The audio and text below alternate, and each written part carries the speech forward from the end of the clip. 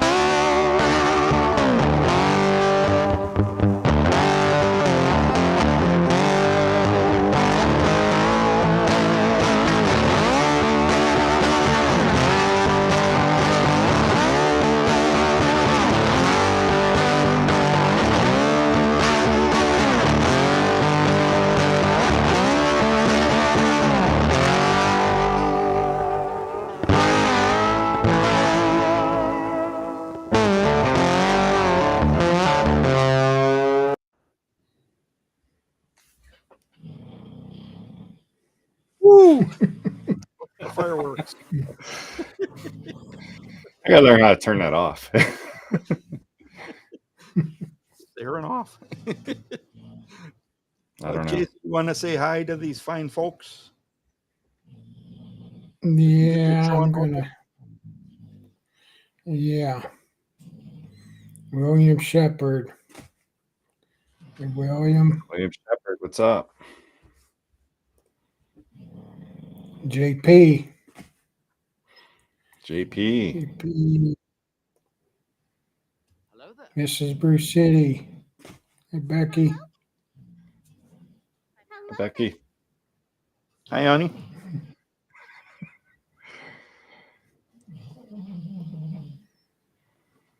Tim. What's up, Hey, Tim? Tim. Good to see you. No Mike way. B. Hey, Mike. Mike B. Phil. You Hey, what? Phil. Phil, what's up, brother? Mimi. Hey, Mimi. MC, what's up? There's Chris. Hey, Chris. Chris. Chris. Hey, Matt. Hello. Looking forward to the Matt Foley. 17th. Hope to meet Yeah. you in Pittsburgh, Matt. That'll be awesome. And while we're on it, real quick, wives are welcome too. Yes. So you guys know. And You don't kids. have I mean, to it's a family restaurant, so. Yeah. And parents. I'm bringing my mom, so. And my kid. They are both adults. There'll be three generations there. They're 3 generations of brewers, yeah. Hello. I don't have Get friends. it all in. I got family. What's up, Mike? Hope you Hey, got Mike. the night off. Hey, Daryl. Hello. Thanks, Daryl. Yeah. Thanks for joining us. Channel of whatever. I have no clue. What's up, Good Rich? to have you. Hello, neighbor. Oh, Is that what that Rich. is? Who that is? That's Rich. Yeah. Oh, I wouldn't have guessed. Hey, John. John, what's up? No way. Jacob. Jacked up leather works. Hello, children.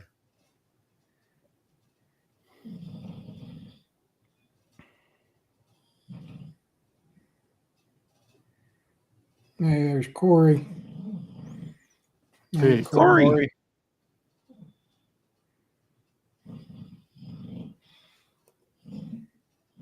Hey, Diablo. Good to see you. No way. Diablo, the traveling man. There's another one that's going to be eating pizza with us on the 17th. Yeah. Hope to see you there, Chief. Eat some cold topping pizza.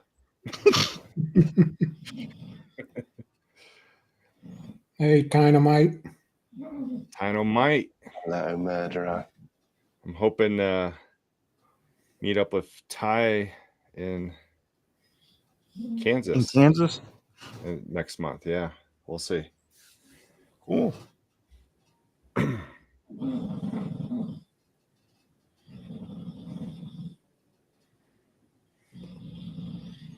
Hey, Donald. Happy Thursday, buddy. What's up, Donald? Thanks for How you coming doing, by. Donald? Hello there, children. Beard Zone. Good to see Beard you. Zone. Hey, Kevin? Hello. There he is, Brandon. Hey, Oh, Because when I first biased met him? Because, he was super excited about our guest tonight. Really? Yep. Interesting. That was the first thing he told me was all about our guest when I first. Hey, Tara. Hello. Sarah, what's up?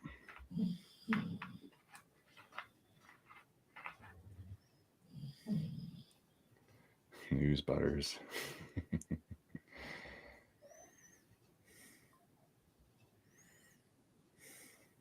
What are news butters? Nutter butters. Oh, Hey, Vato. Go watch Chief's video. Vato, what's up? Hello. Mr. Patton. Mr. Patton. hello. Hey, brother.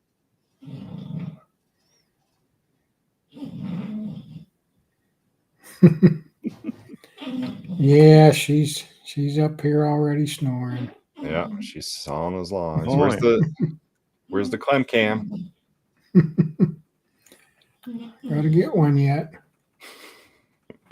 Hey, Joshua. Good to Ricks. see you. What's up, man? Ricks is the only one that gets me. Hello there.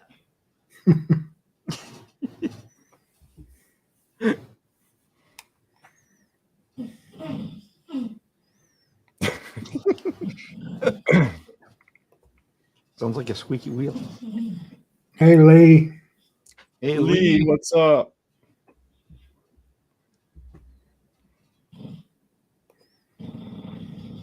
What did he say? There's Sean. John. Hey, Sean. Thanks for joining us. See you soon. Mr. Patton says, when is Kansas, he says. So Kansas is, I don't have the exact dates memorized. I think it's like the third week of March. It's like a 22nd, 24th, something like that. But it's on the Beard calendar webpage. It's on the Beard calendar webpage. And Mr. Patton, you and JP need to carpool and head down to Kansas, Wichita, Kansas. Meet up with Ty and myself and whoever else.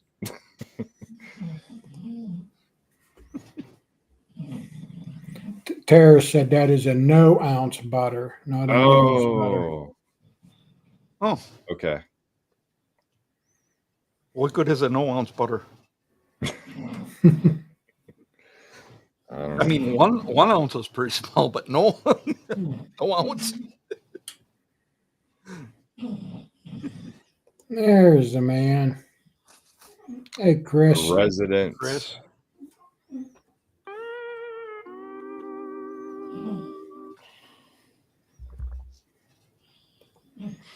And there's Notable. Orca, that is all. No way.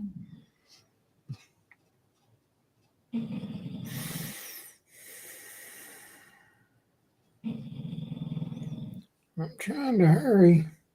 Is that it? Oh, okay. I'm caught up. Oh, nice. Okay. Cool.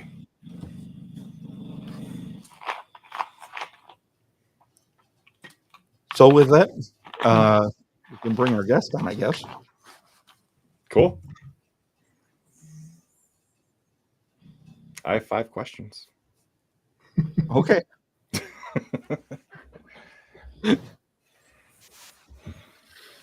Hey, what is up, fellas? Let's Sean? see. Thanks for having me on. It's about Well, time. thanks for being Yeah. on it. It felt like we should have had you on long before now. Oh, no, it's Yeah. all right. I don't ever sweat anything, timing. When it works out for everyone, it works out for everyone. So, and I honestly, I don't ever see the beginning of your stream, so I'm a little nervous about these 5 questions. I usually pop Oh. in. The kids are going to bed now. My wife's, wrapping everything up. So I usually don't see you guys until, later on, I think. So it's going to be fun. They're not tough questions. Don't worry. Oh, You're good. You're good. Just to kind of break the ice and get the conversation going. Because there's a small possibility that there's at least, maybe one person doesn't know about you. So, especially those that watch it in the future. So, or the replay. yeah, absolutely. Yeah.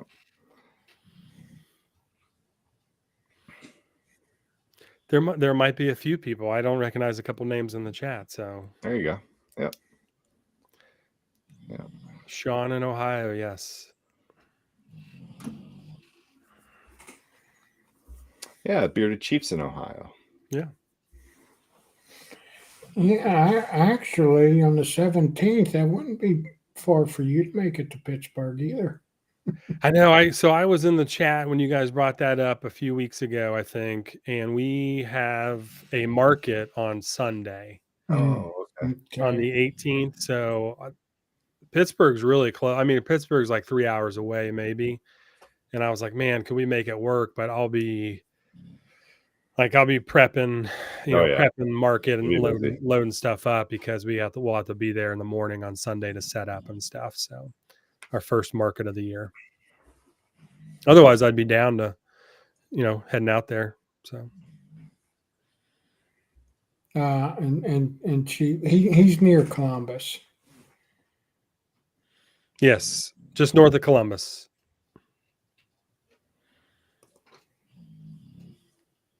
Yeah, I can't remember where Chief lives, but it's somewhere I feel east, like southeast. I feel like I've chatted with him before.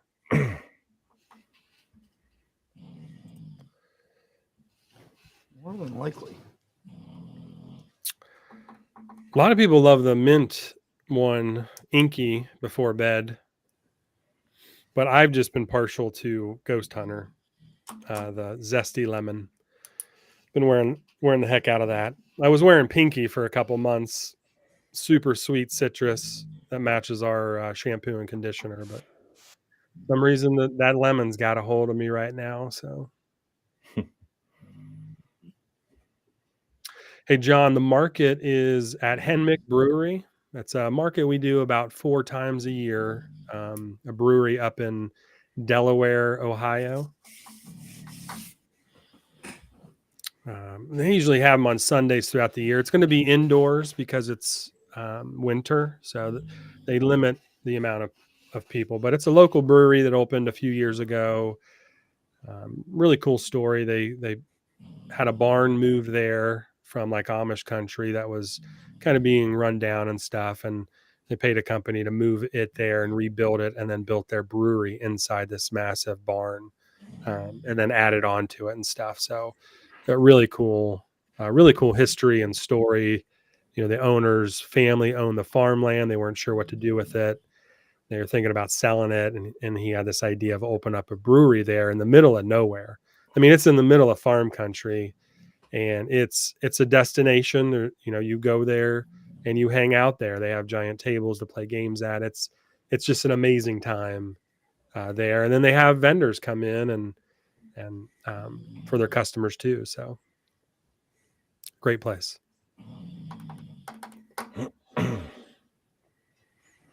Hey, Tyson. Thanks, Tyson. How you doing, Tyson?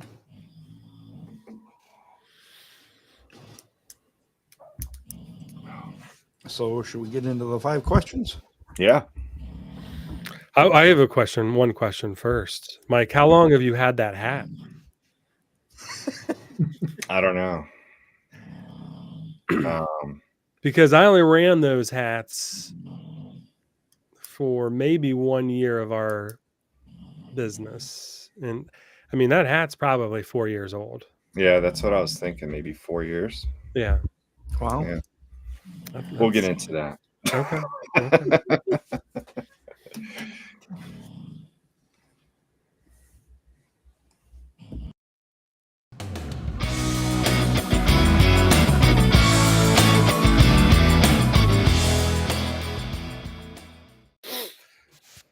All right, Sean. First question. Tell us your favorite toy as a kid. When you were young child, what was that one toy that you're always playing with? So there was it would have to be, I mean, if we're not talking like video game consoles, an actual like Toy. Yeah, like a physical toy, like, right? play toy. So it would have to be Castle Grayskull and He-Man Mm-mm. and Man of Arms and all the characters there. Orko, and we Nice. had the whole set. Was Skeletor, Castle Grayskull. So there's Yeah. 6 boys in my family growing up, so we had a lot of boy toys and stuff like that. So that was probably my most favorite, besides riding around on my Huffy bike. So There you go. Yep. I never got into the He-Man, but I always thought it was cool how they came out with that skunk toy, the one that smelled like a skunk. oh yeah. Skunk So boy. they've redone He-Man, and I had my boys watch, and they really liked it. Netflix redid He-Man Oh. a few years ago, and they had 1 or 2 seasons, almost as them being teenagers. So it was like a younger version, which was pretty cool. Okay. To watch, but Cool. yeah, but we had Castle Grayskull. I mean, obviously, I wish we still had all these toys, but at some point, parents cleaned house and everything went to Goodwill or got donated. So, but yeah, so He-Man, it was probably He-Man, Castle Grayskull. We did have Optimus Prime and some Transformers. Those were really cool. But I'd say we did a lot of He-Man. Yeah. Cool. What was your passion before making a beard company, before making beard products? Like, what was it that you were kind of into doing every day? I did a lot of home remodel stuff. I Okay. remodeled our first house. I think I remodeled almost everything inside that house. Flooring, ripped down walls, moved appliances, moved plumbing, moved electric. I built a massive deck on the back of that house. Oh, nice. Okay. Okay. It's probably 16 feet out and 24 or 30 feet wide, and it had a step down that was a 9 by 13 that then had to walk into the garage. And at one point I had a slide and a ladder on one end of it so the kids could like go Nice. down. But that was outside, but I was always doing home remodel stuff. And when we got this house 4 years ago, it needs updating, but I told my wife, we're not touching anything that doesn't need to be fixed for 5 years. Because I want to enjoy, the kids, Right. and like I don't want to just be constantly feeling like I have to work on something. Yeah. And like I barely finished that deck project also before our youngest. We had a baptism for Harrison, and I like finished a few days before putting the railing up on the deck before we had a ton of family over. So I lost about 30 pounds, I think, building that deck over 2 months. So it's crazy. Yeah. So yeah, woodworking, just kind of remodeling stuff, that type of stuff. Okay. So creative things like Yeah. you do now, just Yeah. a different way. Yeah. Yeah. So some people in the chat may not know this, but you opened your first beard company called Epic Beards Grooming. Yeah. Yep. And established in 2019. Mm-hmm. So, and you can tell this is actually my outdoor working hat, as you can see from the sweat stains. But what year was it that you changed to 8-bit? So, yeah, Jason, I see that. Yes, all is proper permits, buddy. We just did, cosmetic stuff, no foundational work. So we originally started as Epic Beards. And honestly, the legal company name is still Epic Beards Incorporated. We filed a DBA in Ohio as 8-Bit Beard Co. and have it all trademarked and everything. And so, if most people know, our youngest son was born and had a lot of medical complications. And me and my wife were both working full time. Plus, we had 3 other boys, and our youngest just was in the hospital for 500 and some days off and on the first couple of years of his life, and it just became a huge strain on our family as far as just living that busy life with a life at home and a life at the hospital. And my work at the time was starting to become a little bit, that relationship started to get strained a little bit. Me just trying to go to the hospital one day a week for a few hours, started to get strained. So I left that company, and I have a master's in accounting also. So I was an accountant there, and took 3 months off, really just slowed our family life down. My wife's job was wonderful. But I just had that creative itch, and that's when I launched Epic Beards. But I hired a marketing team to kind of come up with that name and everything, and really help out, because I wanted to do something like that, because I've had a beard for 20 years, and groomed it, taken care of it. I've always had people asking me questions about it. When I ran a Walgreens pharmacy for 12 years, people would come in and be like, "Hey, man, that beard looks awesome. What do you do?" And you kind of give them the over the counter stuff or whatever. But so I had this marketing team develop Epic Beards, and it just throughout, like, running that company, I think under that brand for 8 months, 9 months, maybe a year, it just didn't fit like, it's tough enough to run a company, but when you, as the owner, are running the company, don't connect with the brand well, it's hard to just sell that to your audience and the people that are going to support you. Yeah. So, like, if you don't have a connection to the brand, how are you going to talk to people about the brand and try to get them to connect with the brand? So me and my wife had this vision, and summer of 2020, we kind of sat down and we're like, what if we created an 8-bit line under Epic Beards? And then one day I was like, what if we just made the whole damn company 8-bit? Like, we play, like, this is like our outlet from coming home from the hospital. We have an outlet with our other boys. Like, we're bonding over, like, these video games and playing Mario Kart or whatever it is. It's like, it's an outlet to kind of refocus or rebond with your family. So we kind of had this idea, and I was like, let's just make the whole dang company 8-bit. We took Wesley was home with us at the time. We took pictures, everybody dressed up, kind of teased it a little bit. And then we relaunched this brand February 21st of 2021. So 2/21/21. And it was really cool. I spent, that summer through the fall and mostly redeveloping a new blend and designing labels. Like, I was doing everything, like new bottles, new everything. And it's completely different. Well, not the blend, but the bottles and the designs are all different from where we were, because you just, like, kind of grow as a company over the years. So Yeah. Right. Okay.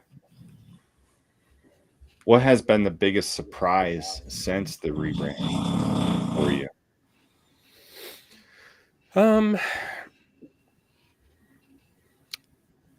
I don't know if I've had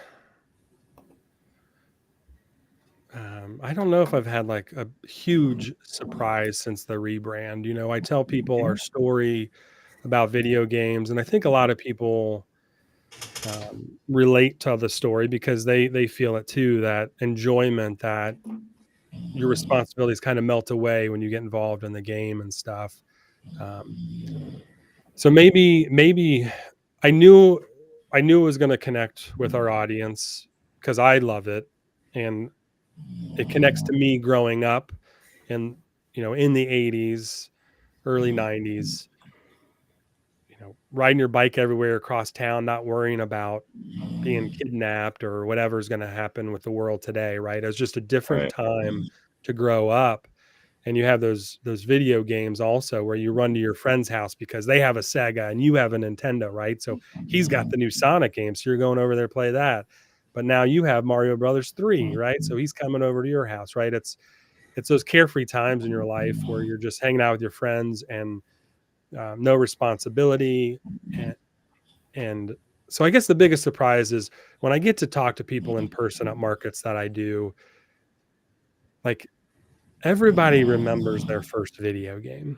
Mm-hmm. And like when you start talking to people about that, there's this little flicker in their eye, it kind of, they get a little smirk, and they remember like they remember that excitement of opening that game up, and they like whatever's around them kind of, it still melts away today when you're like deep in conversation with people. So I guess if there was any surprise, I knew what the brand meant to me and what we were doing and what we're trying to build, but just being able to talk to people at markets, and Mm-hmm. you see people in person, just like, man, like that smile on their face, that little smirk, that even the most stone cold person, you engage them, they just like their eyes, you can see their eyes kind of cheek line go up just a little bit, and they're like, and then they're like, oh Yeah. shit, yeah, you're right, like that That's reminiscing cool. of That's really that, cool.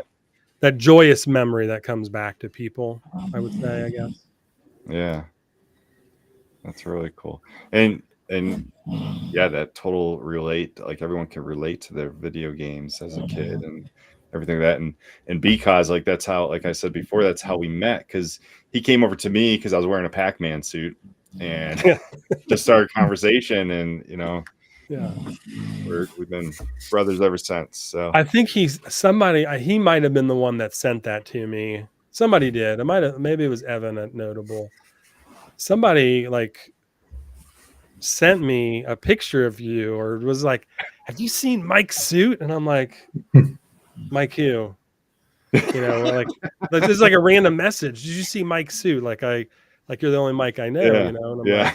like, no, what are you talking about? Like, and he's like, no, at the beard competitions, Mike from the Bearded Respect. And then he sent me, I think, your story, and I was like, oh my gosh, that is. And then I messaged you. Yeah, I think I messaged you about it. So yeah, and that was like the weekend that you came out with like the Pac-Man series, kind of like the yeah. theme. It was literally, we theme launched it spoiled. November 2nd, and I think that competition was like the 3rd or 4th or 5th or something like that. It was that weekend. Yep. All right. So last question for me, and you can only pick one. So Atari, Sega Genesis, NES, or PlayStation? NES, dude, all day long. NES all day long. Better games, better game franchises. Mhm. Yeah. Okay. I thought you might put In Television in there too or something, I don't know if people remember that one. Little pad with 10 numbers and a dial on it. Yeah.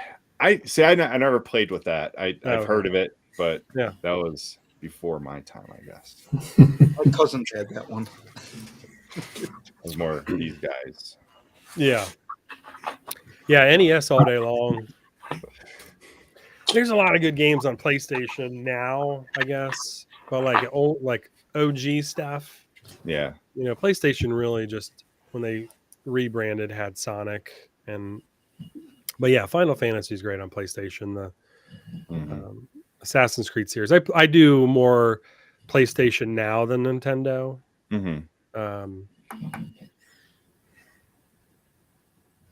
But yeah, old school games, NES for sure. It's nothing quite like going to play video games and spending 10 minutes trying to get a cartridge to work, you know? Right. Yeah. Yeah. No, I remember when we first got our Atari. Yeah. Man, we played that thing. That's when you had to go and turn your TV to channel 3 and Yep. get it turned on. And So my first joystick with Atari the red game button. was like these 2 tanks that Yep. kind of like you can Like hide Tank behind Wars or walls. whatever. Yeah. Yeah, something like Yeah. that. That was like I was addicted to that when I was first playing video games. Yeah. They had some good games, but you know, Atari it was more simple, right? Yeah. Yeah. So, in the beginning, so Mm-hmm. but they were fun. They're fun games. Oh yeah. Yeah. At one point, we had like over 300. Atari games? Yeah. Holy my cow. gosh. Wow. Yeah. Our house had like every video game system ever. That's pretty much all we did growing up.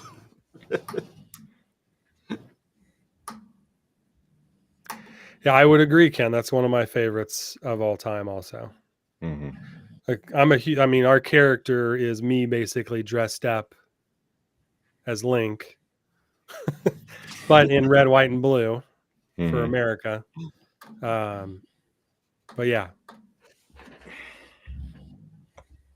I have original gold cartridge over here, actually up here on the thing. And some of the first year we did a 3D print on every release we did also. So, and we still do 3D prints. We do one big one a year. 20, you know, we've done a ton of stuff. I have them all up here on the shelf, but this last one, you know, we did these coasters. Oh, cool. Yeah, those are cool. So 25 people that spend, you know, if you spend a certain dollar amount, you got this 3D printed coaster, which is really cool. So I still have a couple of these I got to give away in our Facebook group. The holidays got away from me, so I just got behind on some of the giveaways in our private Facebook group. But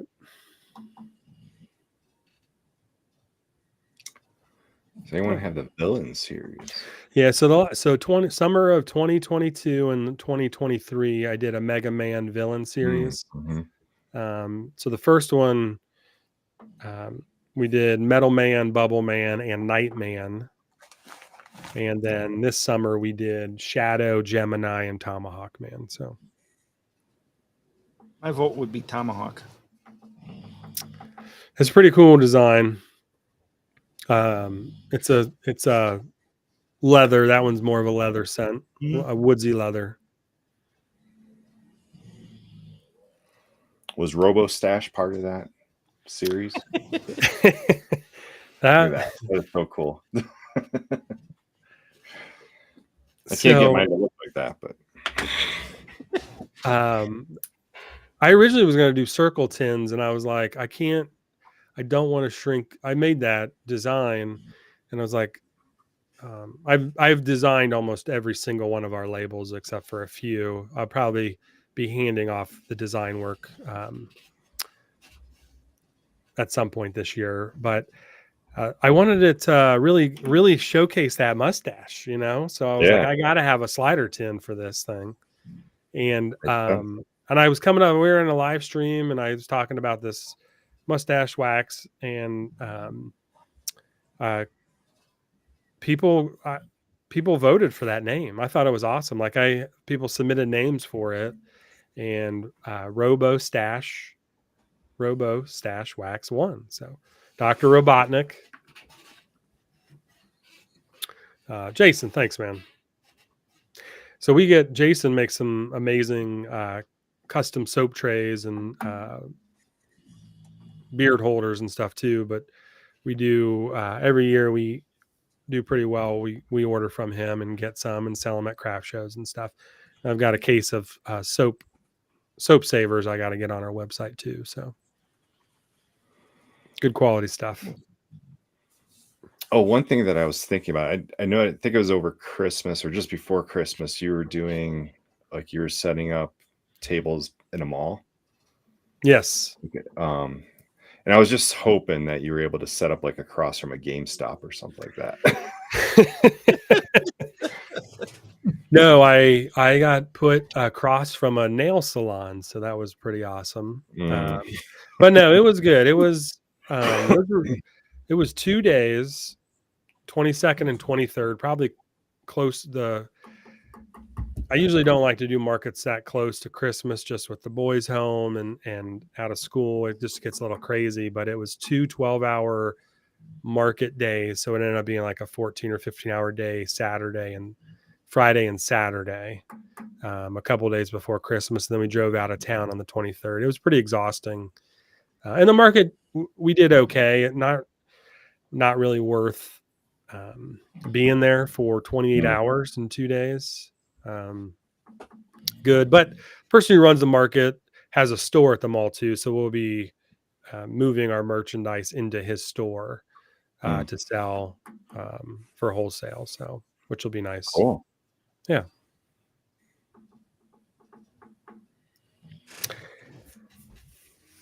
How do you want to put up questions? Yeah. Just pick questions to put them up and I'll answer them instead of just picking. Yeah, that's fine. Donald, my man, this dude, I mean, we have a lot of amazing customers. Donald is one also, and absolutely loves our new essential oil line. So what made us add this? My wife has been asking me to do an all essential line for years now, a few years. And it's just a tough balance. I go back and forth on a lot of different things in our company because, like, it's tough. Like, we are a fun brand company that has the ability to make some pretty unique scents. And a lot of those are just with skin safe fragrance oils, right? Some of the scents that can be a little bit more fun. So it was just a balance of put a few years doing some of those fun lines, like, our fruit stripe bubble gum one we did, our banana split sundae, some of the carbonated birthday cake we did last year, mixed in with some more deeper scents.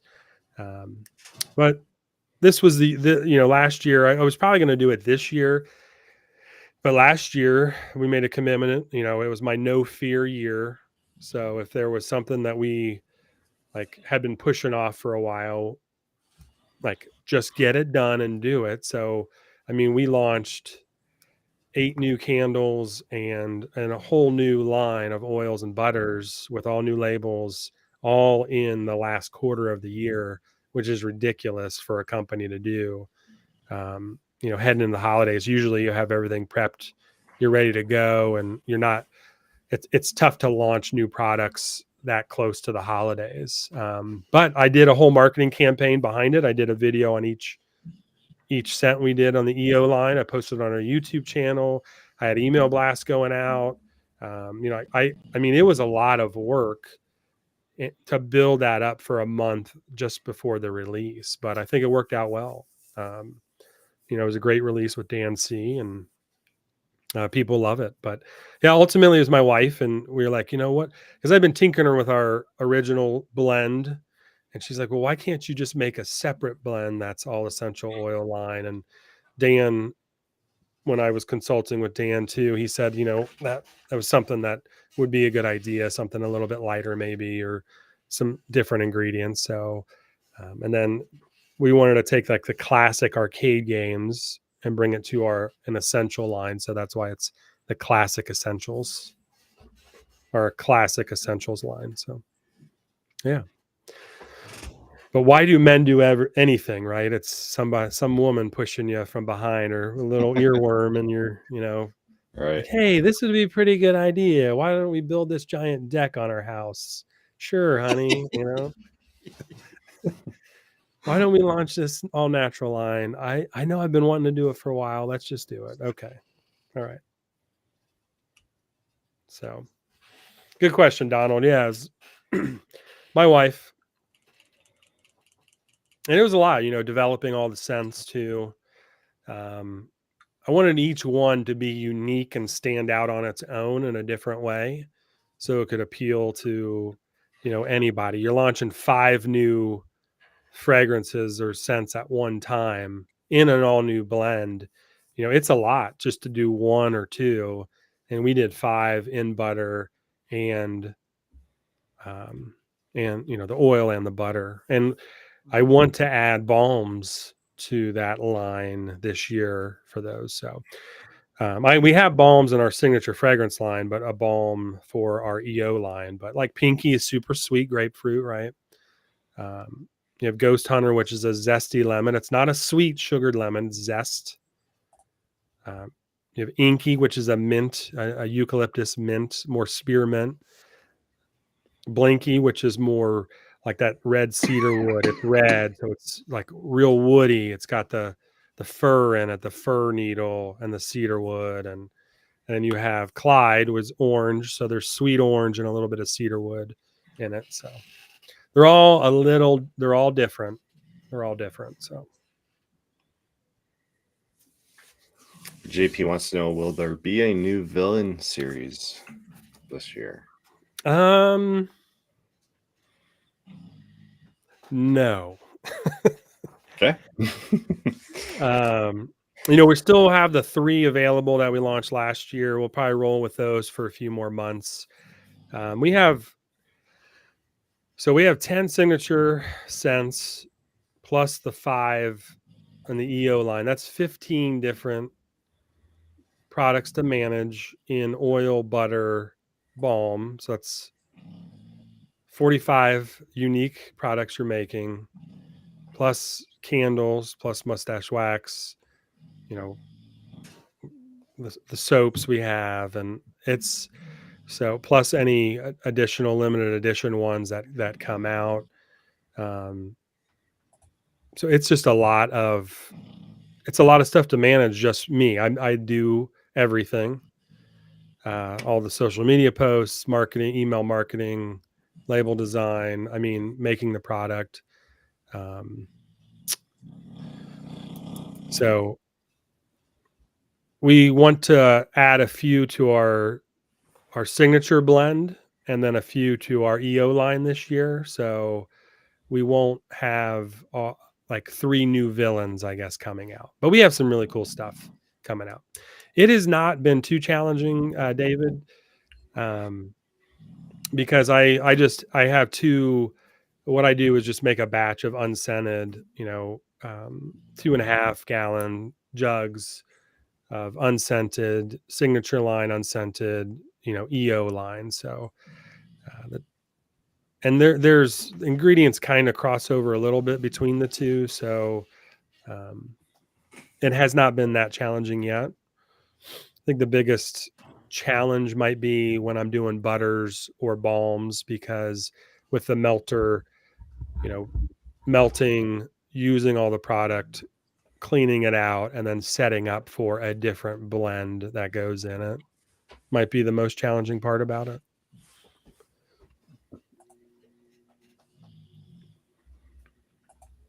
And then Because has a good question for you. Have you had any video game companies try to take legal action against your theme?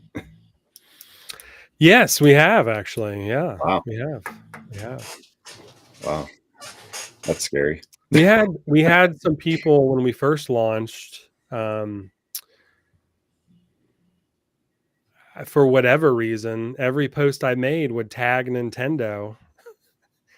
I think it was a couple burner accounts from some people that may or may not be around still. But I leaned into it. You own, like, it's our brand. We own it. I've trademarked. So, you have conversations with people and stuff, and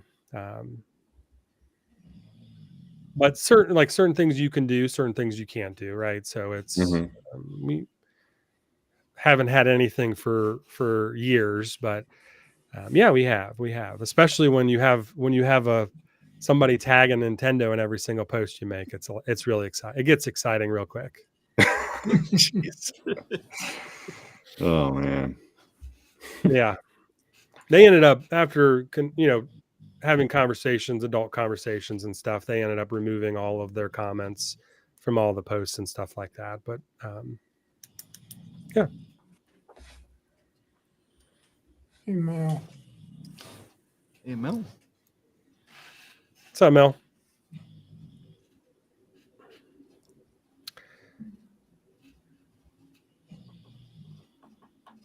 I sent Ken Wisconsin, a meme somebody sent, or a meme I saw that was like somebody opening up like an Oreo cookie bag. I was like, I'll just have a couple. And then the next picture, it was completely empty. And they're like, what have I done? And I'm like, this has got to be you when Mel makes batches of cookies. Like, oh, I'll just have one. And then you eat the whole tray. Hey, Facebook user. It's not a Facebook user. Hello. Yeah, and Mel is opening up shop for a trial run on cookies, which I can't eat cookies right now. I'm really upset. I gave up cookies for 75 days, and Oh, wow. I just have to wait. And you're on day. I'm on day 32, so almost halfway Wow. there. Is this the 75 hard It challenge? is, yeah. Okay. Yep. Dang. Yep. Part of my diet doesn't include cookies. Yeah. Good job.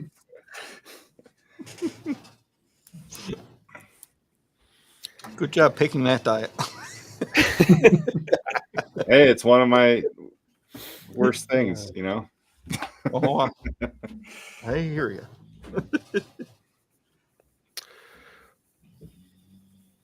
What does he mean? Is the wash the original blend, or did you change it? Donald, I'm not exactly sure. So the wash is, so most small batch companies aren't equipped or set up to make a wash in their lab. When you start dealing with some of these ingredients, you just need a professional lab to actually make the products for you. So we do have a base, but then I do blend in some of our ingredients to it. So maybe that's what you're asking. So I do change it. You didn't have a wash with Epic, right? Correct. Yeah. Okay. Yeah. Maybe that's what he's asking. No, we did. We just launched. I mean, last year we launched a ridiculous number of new scents. Plus, we launched balms. We did wash and conditioner. The EO line. All like I said, 6 or 8 new candles. It was a crazy year last year. With growth and doing that. So it was good though.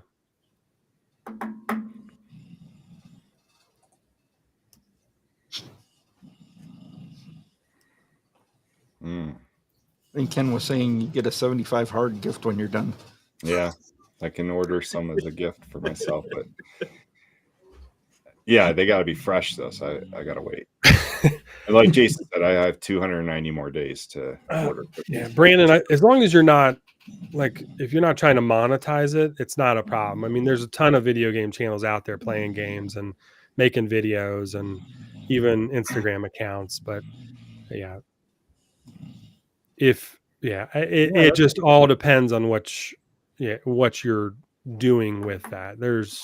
Yeah, that's a good point. Like, there's plenty of gamers on YouTube, right? Like for the past 10, 15 years. Yeah.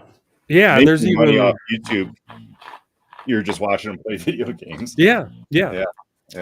But they're not selling. They're not actively selling a product. Right. So that's where that's the difference in the legality comes in, as far as what I know is like, Mhm. because there's channels that I follow that will get on and play retro games and stuff, and Yeah. I mean it was real interesting in the beginning. I mean, I had to take down the third party websites on my website that I hosted. I had a link for retro video games, like, and I was threatened with legal action if I didn't take the third party game sites down off of my website, Mm. that they would take legal action. I was like, I I don't I'm not able to even challenge this, so I will take them down, but like, how can they, like, why aren't they going after those actual sites, right? Yeah. Like, Yeah. anyway. Yeah, absolutely. So this year is really cool, and I don't know if you guys have caught it or not, but I really wanted to do something unique this year. And we obviously have a platform as a company, and a blog on our website, and a lot of it's beard related. But what I wanted to do was give a platform to a lot of people in the community that have supported me, that I chat with a lot. And there's some people I still need to reach out to. I've said it a couple times, but I wanted to give people a chance to tell their story on why they grew a beard, what it means to them, and showcase them in a blog on our website. Because everybody, some people just grow a beard to grow a beard, but man, I've gotten 8 or 9 back so far, and like, they are really amazing stories. Like, the stories behind, like, people's beard journeys has been really cool. So the first one we did, there'll be, I'm thinking about every 3 weeks we might be dropping one, but at least one a month. But Chris Perez did one, and talked about his journey, and what his beard meant to him, with his son who has a heart condition, and our youngest did also.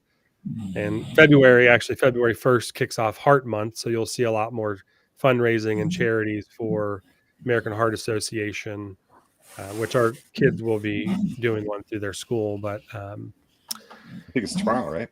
Tomorrow's kind of wear red for yeah. birthday. Yep. So the blog is really just to showcase people and the different backgrounds everybody has, and to give them a platform to share their story. And I was fortunate enough to interview, like, we sat down podcast style with Chris, and I got him, I was able to read his blog, and then we posted it to our YouTube channel. So I'm calling it the People's, like, this is the year of the people. So we're doing the People's blog. And then, if people are comfortable and want to sit down and chat with me about it and their story, we'll try to line those up. The next one, he just did not want to come on, and I totally respect that, right? These are personal stories that people are sharing, and it's tough to get on camera and talk about them without almost reliving some of the trauma or whatever they went through personally to get them to where they're at with their beard. So, and then we'll also be doing, like, the people's character, which I had this idea in 2021. Still have all the original emails everybody sent me on having people that support our company vote on a character that they want to see on a bottle, and then we'll almost do a March Madness style bracket where they're voting, and we narrow it down to, like, the winner, and then we do scents the same way, and we narrow the scents down. So we will have that going on in March and April this year. And then hopefully we'll get that all squared away and launched probably in October, November.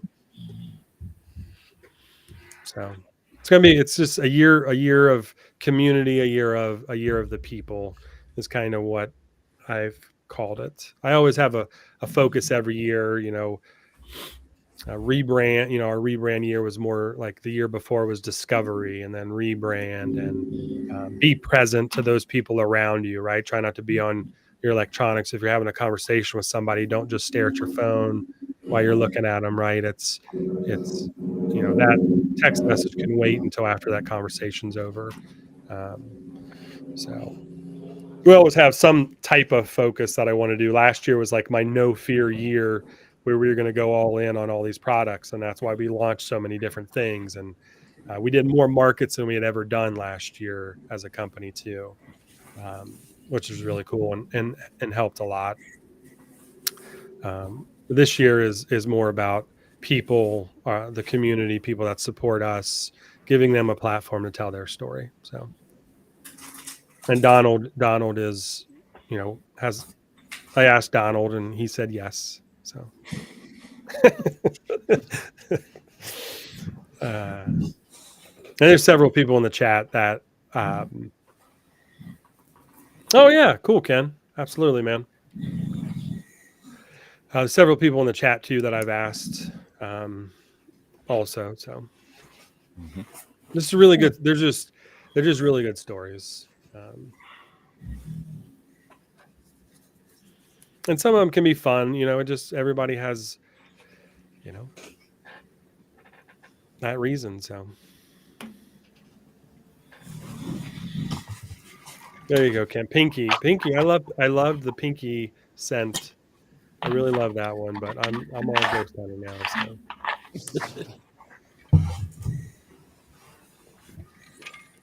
but like also designing stickers and stuff. I did this sticker design for the release. That's pretty cool. Because our shield is on all the bottles, the way I designed it. I wanted to be a little bit more simple, just to fit the classic arcade style, right? They're simple. They're not so. At one point, I tried to have our shield open like it was a Pac-Man eating something. It just looked too goofy. So.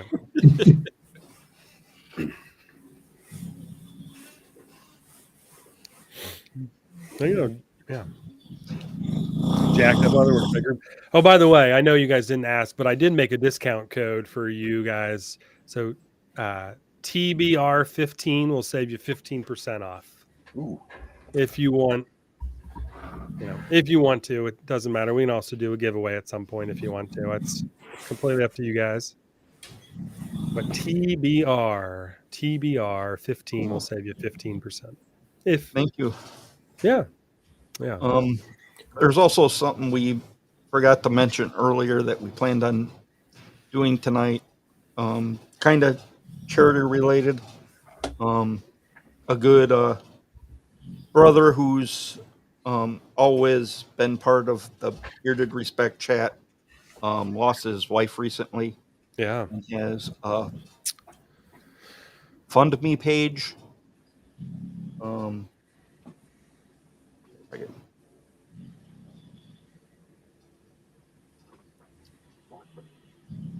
Jarrett.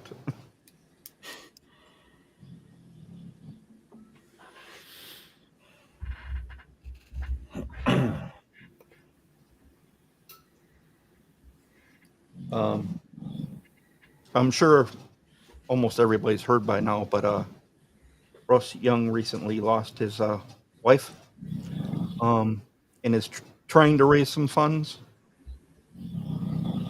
And I actually didn't know that he had a GoFundMe set up, so definitely have to share that out. I don't know if you have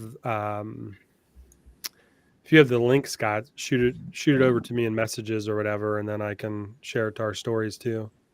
Okay.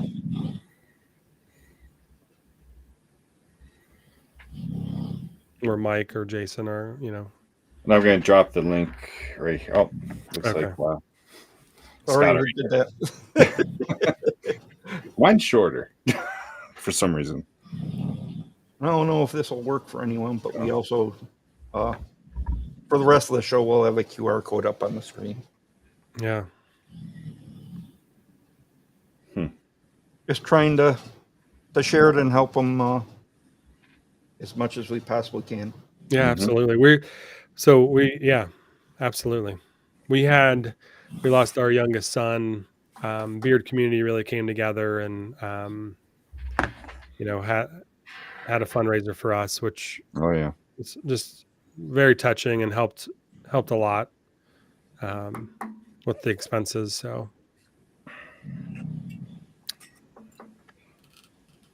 absolutely. Yeah, it's unbelievable how much some of that stuff costs nowadays. Mm, Yeah. Yep.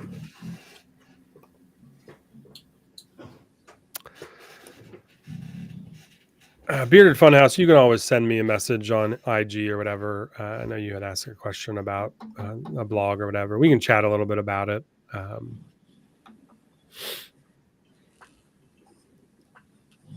If you want to, but yeah, I can't imagine what Russ is going through. So that's got to All right. be brutal. yeah. Yeah.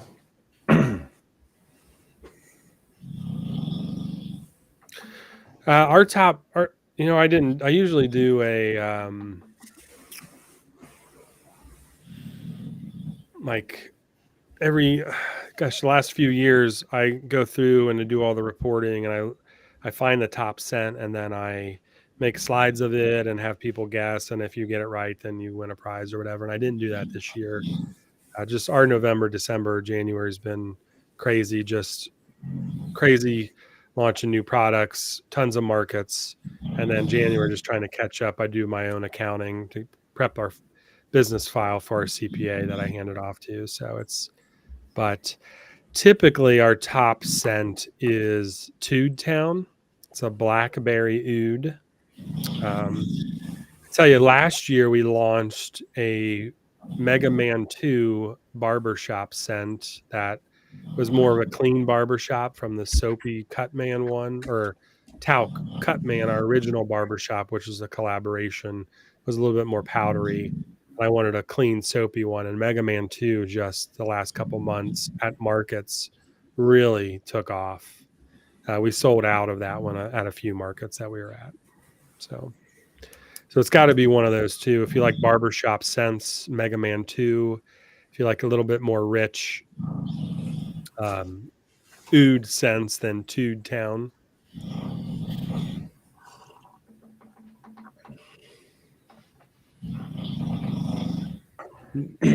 Yeah. Yeah.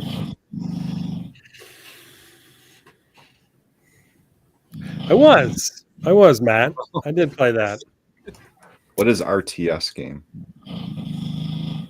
I forget what that stands for, but I played that, I believe we played it on the computer. And you build, if it's the same game I'm thinking of, you build a base. It's almost like the base game where you have a village, and it was an old, am I thinking of the right game? A real-time strategy. Yeah. Yeah, I think you are. And you're in space. Farmville? You're in space and you're building your base to defend it against aliens and other rival bases. StarCraft was a really fun game. So a more recent game, a mobile game that I played for a little while, was Clash of Clans, which is very similar. But you have a community where you can help each other out. But that game just can take over your life. And it's on your phone, so I deleted it and haven't played it in years. But yeah, StarCraft was a lot of fun.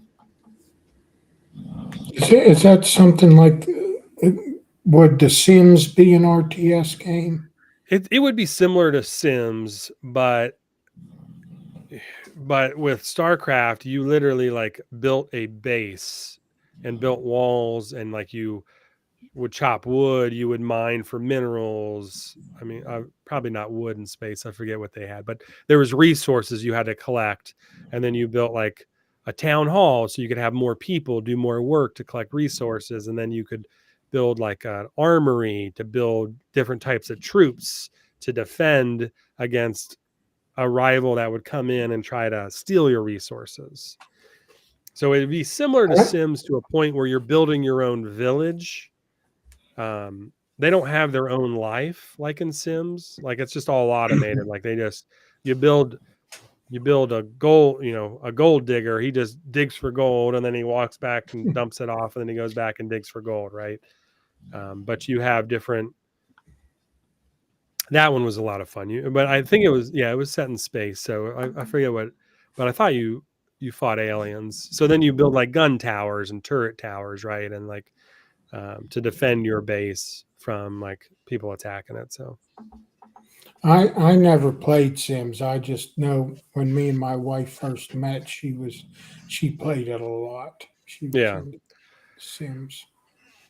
I played Sims a couple times, but it was so annoying, like because you just random disasters would just wreck your whole town, and it was like it was such a waste. I felt like such a waste of time. You like go back to check it, and it's like 5 tornadoes have landed and wiped out everything, and you're like, what are we even doing here? Like, so then I would just build for fun and build roller coasters that just ramped off into like the lake, and just different things. So Leisure Suit Larry. I remember that. Oh, yeah. We do have a couple fun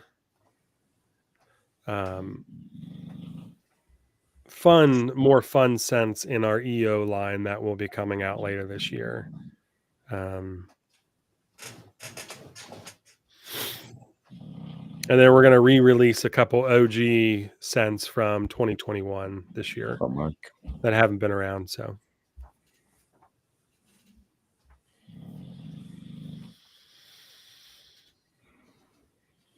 it's a deep question, my man. I think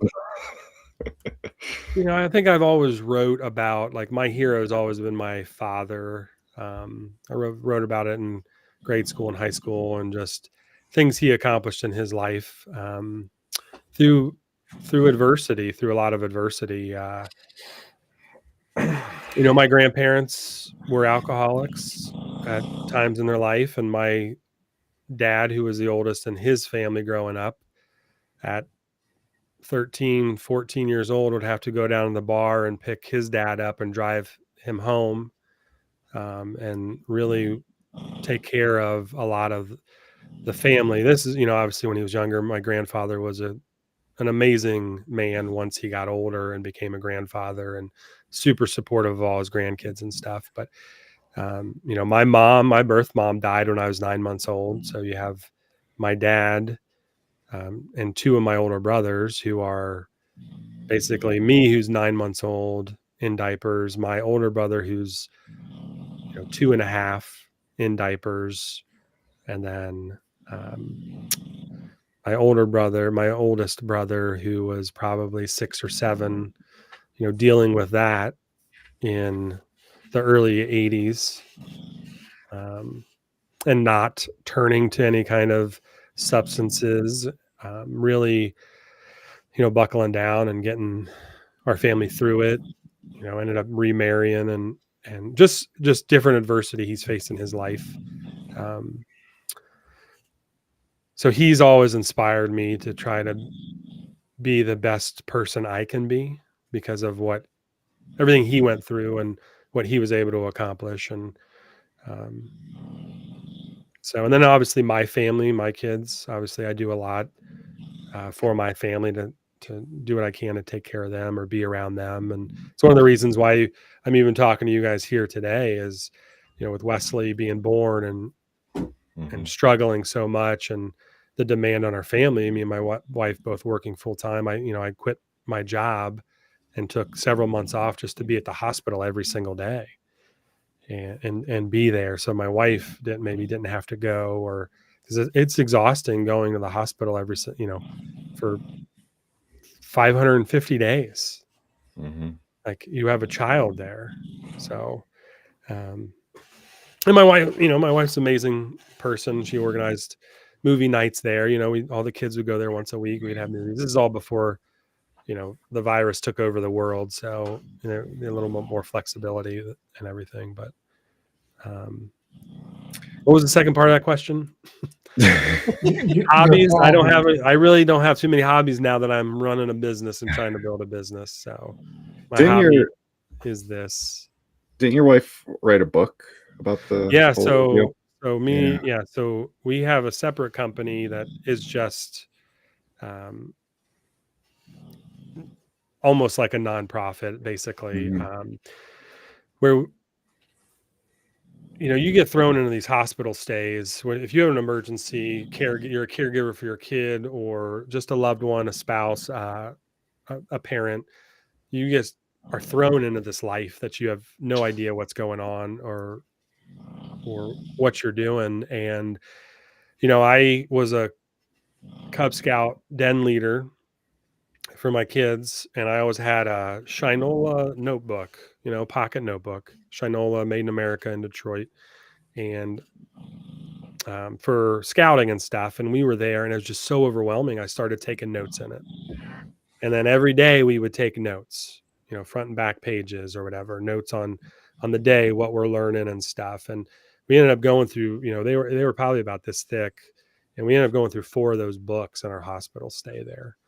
And my wife took those and what the notes we were taking in those, and she designed a hospital stay notebook for people that have extended hospital stays. It's on our website now. It's under SBF, Strengthening by Fire. You go to shop, it's one of the categories there, and the notebooks are there. And there's also a therapy journal just to track. Like, there were so many missteps in our son's care. Now, our children's hospital is ranked really high in the country, an amazing children's hospital in Columbus, Ohio. But when you're talking about extended care for loved ones, our medical teams are amazing at acute life-saving events. But when you have long-term care and illnesses,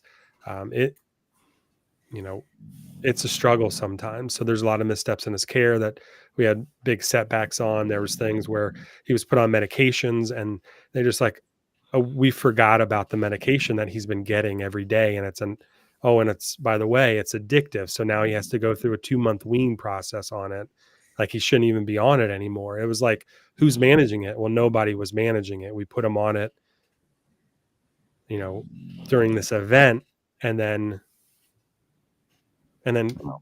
everybody just kept giving it to him, and it created almost like he was like a zombie, right? It would just made him super catatonic and lethargic. And I was like, and now you're telling me you have to wean this thing, and which was a huge mess, because if you wean too fast, bowel movements get crazy and stuff, and then you have to go backwards. And so we had a lot of stuff like that happen to us. So this notebook is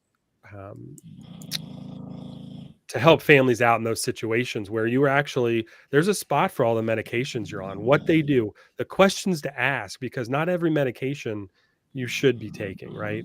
It's, what's the duration? How long should they be on it? It's very detailed on the dailies, and then what medications you're on, and very organized, very detailed. There's tabs. We have those printed in North Carolina, so they're all printed in America too.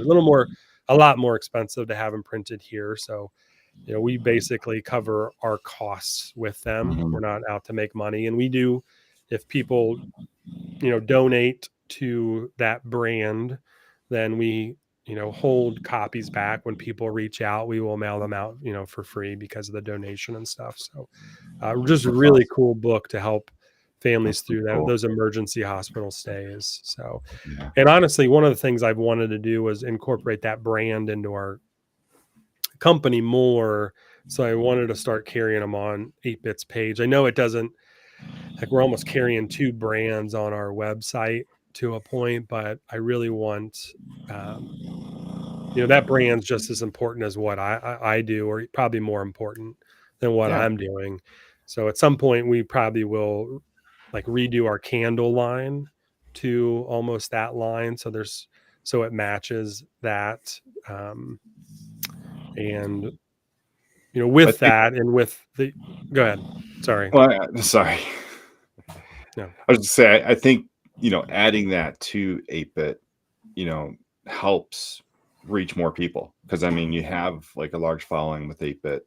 Yeah. And there might be someone in the beer community that's going through that, but they don't know about this book, but I just think it, a larger audience, definitely. We do get more traffic than her website now, so we're probably going to redirect her website to that collections page that explains a little bit of the story and has those books on it.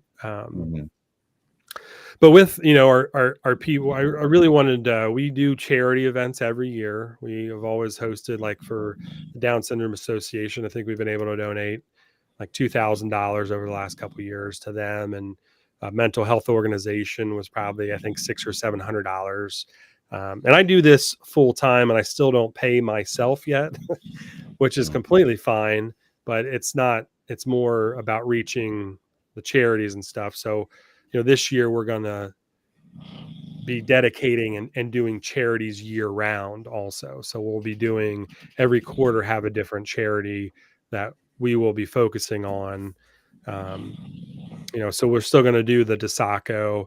We're still going to probably do, well, I have them here. I need to put out a video on it and do some marketing behind it. But so like February, March, and April, we're going to do, I believe, some kind of, like one tree planted. So we're very earth conscious to a point. There's balance in life and everything. So we get all of our oils, our plant oils and butters and everything come from the earth. So we wanted to give a little back there. So we will have like one tree planted for the first quarter. And then we're going to do, the next quarter is going to be like a men's mental health charity. Men's mental health month is June. So it's going to overlap those. So NAMI, NAMI, I believe is the pronunciation. Yeah, NAMI. That's the one we've done the last couple Christmases, the charity we've done the last couple Christmases. So Rodney put us onto that charity a few years ago when I was chatting with him. So we're able to donate to them. So we'll do that. So the August, September, October is going to be Wounded Warrior. So I love our military. I know we're not a military branding, but so we'll be doing donations to Wounded Warrior for August, September, October, leading up to like the Veterans Day.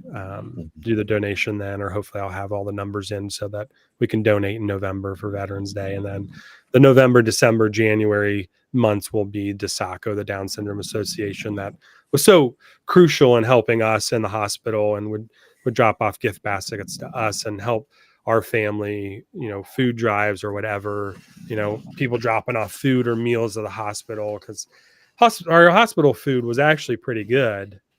But I mean, you're there for 550 days. You know what I'm saying? Like at some point you want to, pizza from the local pizza place down the road or something like that. So it's going to be very community focused this year. So we have the People's Blog, the People's Character. Then we're going to be doing, instead of a short term, what we've done in the past where we do a month or two and then collect money for a charity, it's going to just be on every sale for that quarter, right? It's going to be, I haven't decided if it's going to be like 5% or a dollar of every order, or 5% of all the sales. It's, it's still me doing everything. So then I have to go through and track everything. So it's something added for me to do. And what's, you talk about somebody orders one thing and they use a discount, so now it's $16. Well, if I would have just donated $1, it'd be more than what, 5% of $16. You know what I'm saying? So it's just, it's one of those, trying to balance that out. So $1 would be easier. You're just like, that's how many orders we did, so we'll do that many dollars or something. I don't know. So what's up, George? But yeah, so I know that was I tend to give some long answers. So if you need, give me a sign to cut me off or something, because you asked about the notebooks and I went on for about 10 minutes there, I feel like. So, It's a lot of good information. yeah. Yeah, there's intention and purpose behind everything we do as a company, So those planning days, man, I posted about it ended up being 2 planning days for the spring. And by the end of the second day, I was like, oh my gosh, just put it in a month. I don't know. Maybe we won't do it. You're trying to plan out a year and your capacity, you're just at capacity from what you can do, but there's so many things you want to do with the brand. So.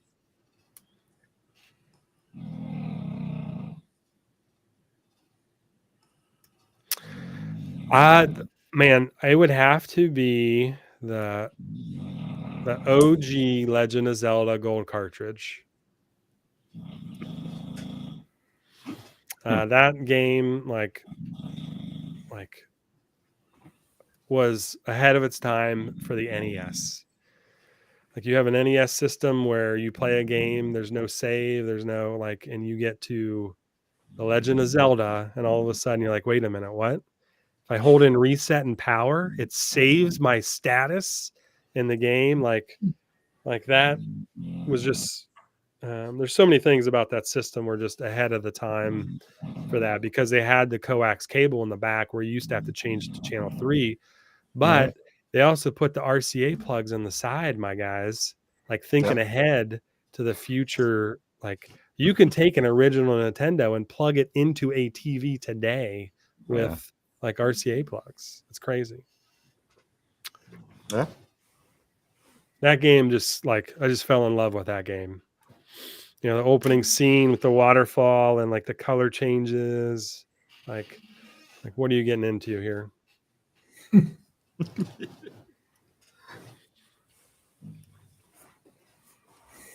I don't know if you could find a TV with RCA plugs though. I got a My couple of TV them. has RCA jacks. Okay. I figured they all gone to the SDMI cables. So it just depends, Mike. So some of the TVs you'll see advertised on like Black Friday and stuff are very basic and will have like 2 HDMIs and 2 USBs. If you get a different model of that same TV, the control center in the back, like I have like S video in one. I have S video, 4 HDMIs, USBs. I have a component video, the RCA plugs. Like it just really depends on the model that you get. Yeah. So most of them are all HDMI, and then you can just get an HDMI converter. But yeah. Or they'll have just one RCA jack now in the back or something, or I think our TV upstairs might just have one. Ken, shh, they're going to track you down, dude. Gotta be careful. Don't put that out in the internet. I'm just kidding. Those Raspberry Pis are awesome. Yeah. No idea what that is. I've actually got one sitting right over here.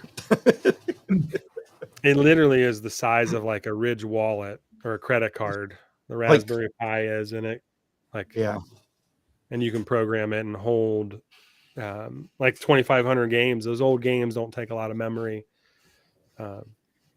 You'd actually get adapters for them and plug in like controllers to the Raspberry Pis. I think my brother did that with the one he had. So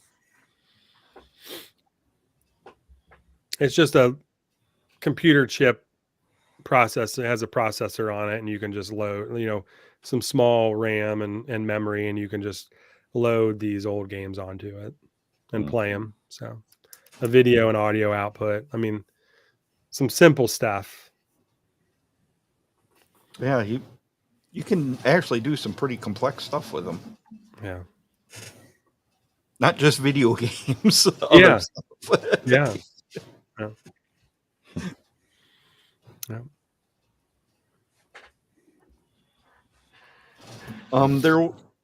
Someone was just realizing that you had candles a little bit ago. That was Yeah. the So Honestly, I dove into candles. One of the reasons I got into candles was we did a charity. One of the first charities we did was for our son Wesley, and we raised $1,400 for DeSaco selling. I was going to do a beard oil. So I don't know if you guys remember Oz on Instagram, but he's a tattoo artist in Canada, and he's not on Instagram anymore, but just Rian, I think is his name, and Rhien or something. But Yeah, he actually did my Brew City Bearded logo.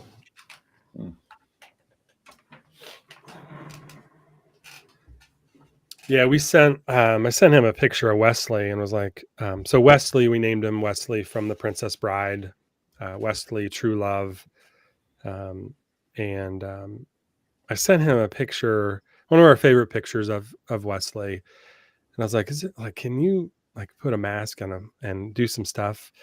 And he just did some amazing work with this label here. Yeah. So we did a beard oil, and then I researched candles. I was like, oh, we'll do a charity candle. How hard can it be? You're putting wax in a wick and whatever. And I was like, oh my gosh, like this is like a black hole of like candle making. There's more science to it than that, than you would think. And spent like 3 or 4 months testing candles, waxes, wicks, all this stuff. And because we didn't just want to do a charity beard oil because that limits the audience. So I did a candle. His was the first candle we did. So, and it was awesome. We've carried it the last couple of years for the charity. So it was really cool. I said, raise some good funds for DeSaco. So. And that beard oil was pretty amazing, by the way. Oh, thank you. Thank you. Yeah, we last year I think we did a butter for it. In 2023 I added a butter. It's a good beard oil. Yep, for sure. The apple, water lotus, oak moss. And then our cousin, he made instead of a 3D print, we did little metal cards.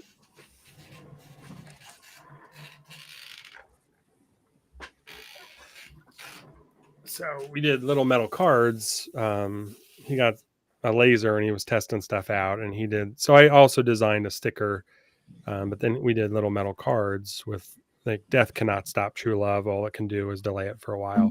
And then Jason Esser put this bad boy together for me. So with the sticker Very and the metal card. So yeah, nice. it's awesome.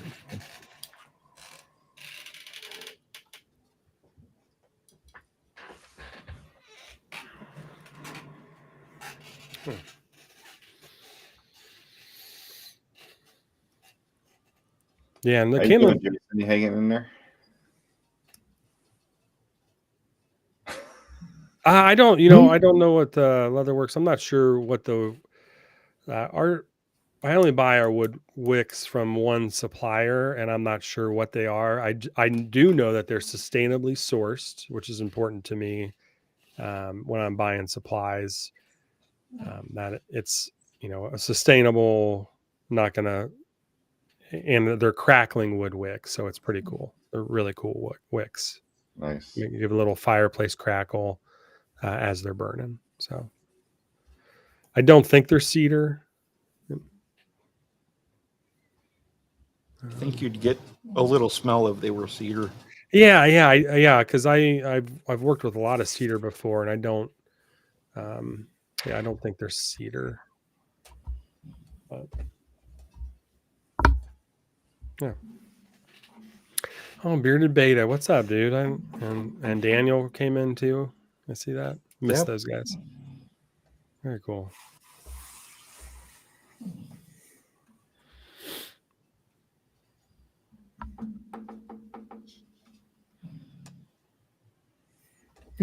Earlier,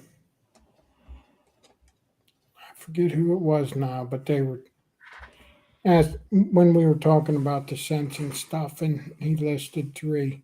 Don't forget, he has samples You can buy a big sample kit. And you can try them all.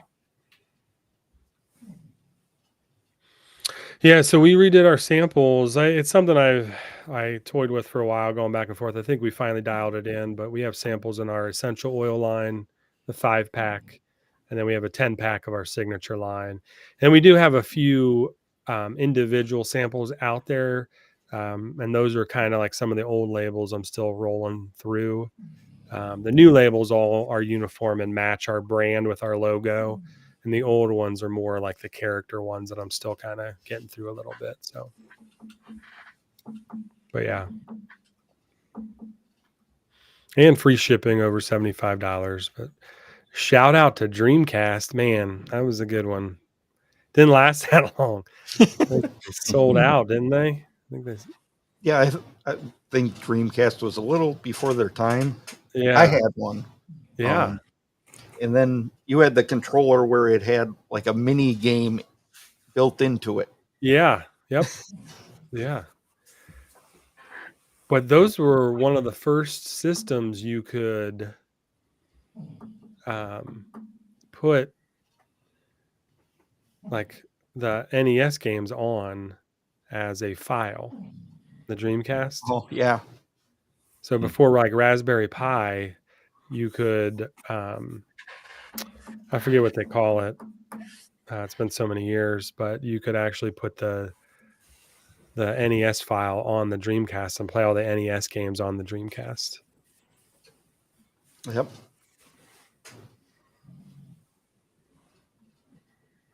So very cool.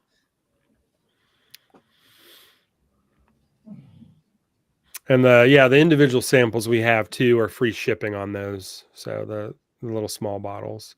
Once I went to, I hated doing it, but but I do love that USPS went to ground advantage. So not everything is priority now over a certain ounce. It makes it really nice and a little bit easier in the pocketbook when you're shipping. But we started shipping in bubble mailers, so I could offer free shipping on little bottles of sample bottles, just because otherwise the shipping in a box, would cost me $6 to ship something in a little sample 5 ml bottle in a box. So I went to small bubble mailers to ship those and small orders. So it's a little bit easier on customers too. The shipping's cheaper than, you're talking about shipping. So. Well, yeah, I know. Sometimes you're looking at it, you get the bill, you're like, I don't want to pay that much for shipping. Yeah. Yeah. It's a hurdle. I'm like, so I tested a ton of stuff also when we launched. Shipping was one of those things because I am a student by nature and I love doing research, probably too much at times. The R&D, at some point, the old saying, you gotta crap or get off the pot, right? So you're sitting on the pot too long doing R&D, but I tested a lot of 6 months. I was testing different things. So we did free shipping on all orders. It was, I think, $20 included shipping. I also allowed all discounts, affiliates. And at the end of the day, when you're trying to run a business, and you have all the behind the scenes costs, after 6 months of doing it, you really got to see like where you were at. And it's super tight trying to do that, to pay affiliates, discounts, and you can't run as good of sales. Now, this was again before there were cheaper shipping options like the ground advantage from USPS. So it got tricky when somebody would just order one oil, right? You're not really making a whole lot of money on that kind of stuff. So we did that, or we did just different pricing, because there's psychology behind a lot of that. The pricing models and shipping, how much it costs is really interesting. But I tested a lot of it out the first few years we were in business. Who's snoring over there? My goodness. Jason. All logs.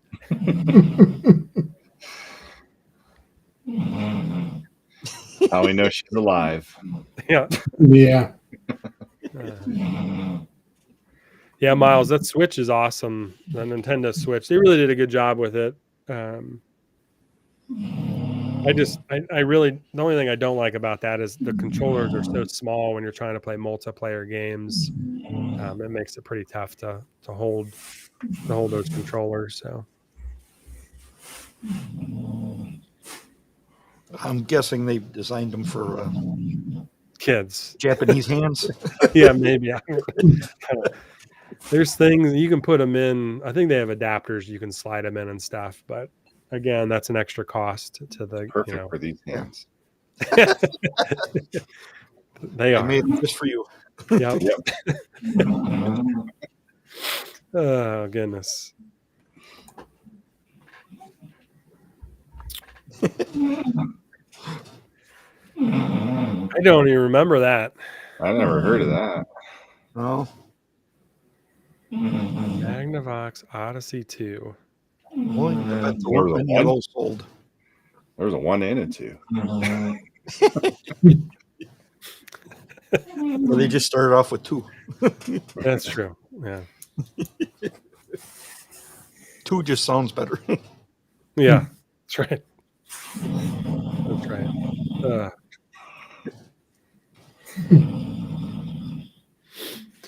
Yeah, but we've been through a lot, man. We're entering the 5th year of a men's grooming company. It'll be 3 years of, I think, 3 years. Yeah, this is the start of our 4th year as 8-bit. Yeah. A lot going on. Well, it's good. There's a lot to be proud of there. Not only your charity work, but the quality. You can always expect from 8-bit to get a quality product. Yeah, for sure. There's different things that I always try to add to.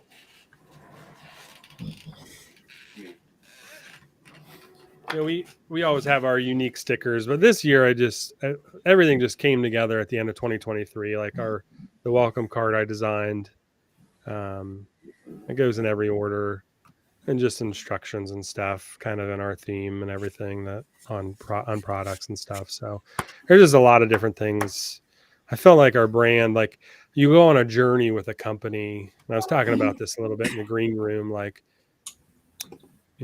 you start a company, and where you start isn't where you're going to end with most major projects in your life like that. And it's a journey to really navigate and find what works, what you want the company to look like, and everything. So everything's come together to a point, so which is really nice. And Mike, those hats are locally made too. I have those made about 20 minutes from me. So Oh, nice. It's a That's small awesome.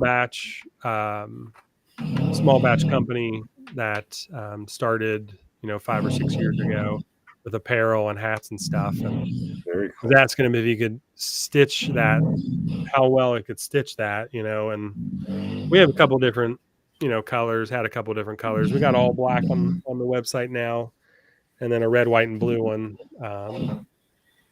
I still have this. I still have my blue one. But he did pretty good. His company does a great job. I felt like it came out really well. So. And you pretty much just go with Richardson, right? Yeah. So the original, I do. The original ones I did, I had Yupung and yeah. And we had a Richardson 112 Flex in that style in our Epic beards. I actually still have like 10 of them, 10 of those hats. So Mike, if you need another grass cutting hat, let me know. Anyone. They're great hats. I still have they're a good brand. The brand's great. So these are Richardson 112s. He didn't have the 112 Flex, which is like a hybrid between like a fitted flex and a snapback flex. So but they're still great. These are Richardson. These new ones are Richardson. So great hats. Yeah, I just asked because we've looked at a lot of hats for doing channel merch. Oh yeah. Yeah. Yeah. I actually got this one today, and it's a Yupong Flex Fit. Yeah. You like it? Actually pretty nice. Yeah. Yeah. Oh, is that the IBA? Yep. Wisconsin? Yep. Just got it in the mail today. Oh, cool. Yeah, I went back and forth between the Richardson and the other brand, Yupong, just because like I have a giant melon and I needed something that could fit my head. You know, I don't want to, even with some of these snapbacks, some of the Yeah. brands, like Mhm. you're on the last snap, right? I got at least 2 on this one. So it's dangerous to live life with one snap on your hat. So Yeah. Cowboy hats. Wow.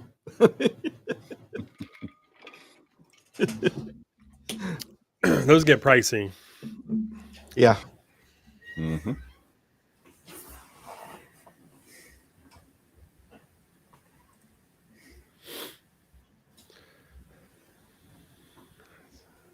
What is that? Massive Melon Gang. Okay. Yep. Yep.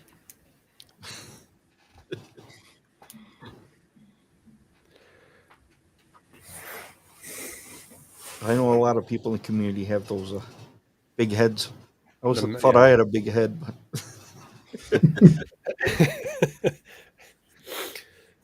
Yeah. I know that one that Dan C uses, his one hat, like you can stretch it way out. Oh, really? Yeah. What's that company use? They have the BB on it. Brandon Bills. Bills? Yeah, Bill. Brandon Bills. So he's Yeah, got they- like the sport one, Yeah. and you can like really stretch it out. They're a great company. They're just, it's expensive. They're expensive. Yeah. Yeah. You know, their patches on their hats. It's not embroidered. So Mhm. it gets a little more expensive. I know he was doing pre-orders and stuff when he was launching some of those in the early days, just because like you're trying to order and it's just a massive expense inventory to carry, especially Right. for a him who runs a channel. I know they have their Etsy store, but like trying to carry inventory like that when you have Right. you're a content creator is even worse than being a company that does it. So Mhm. they do make some nice hats though. Yeah, they do. I looked at them. We've probably looked at about everybody. I used to, so those original Epic Beards one I got from Patch Hats down in North Carolina. Okay. Because I really wanted like the patch on there, a patchwork for that logo design. So they just, I couldn't find anybody to really do stitching that well for those, but they offer a wide variety of colors and sizes and stuff, designs.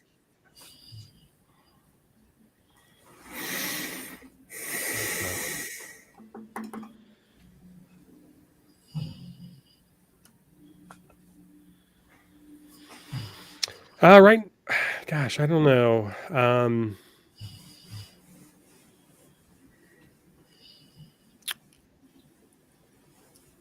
I don't know. That's a great question. I see I see a really good mix of orders coming through. You know, you have people that just order the EO line, and you can tell that's an important for them. But then you have filled a bunch of orders today that were a mix between the EO and the FO line, essential oil and the fragrance oil line. So It's I only think been there's 3 months, right? For EO. Yeah, November 2nd is when we launched the EO line. I'll tell you what, the markets, the fragrance oil line was sold more predominantly than the essential oil line did. Our sample kits, Just the scents, you just get a wider range of scents with fragrance oils than EOs. So like the fragrance oil line did very well at markets. Now, if there were only EO options, obviously they all would have done well. But I think it could have been me selling it too, right? It's all in the what you say. Like, this is our all natural line. These are all natural products, all natural essential oils. You're going to get, the scent will be there, but it's the feel and beer and everything will last throughout the day. But the scent's going to fade within a few hours or sooner.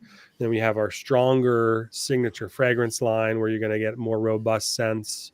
They're going to last longer. They're going to be up in your face. You're going to be able to smell them the longer duration throughout the day. That's usually what I tell people. So people are like, "Oh, I want to smell like that all day long." So then they, they'll go to the FO line. So,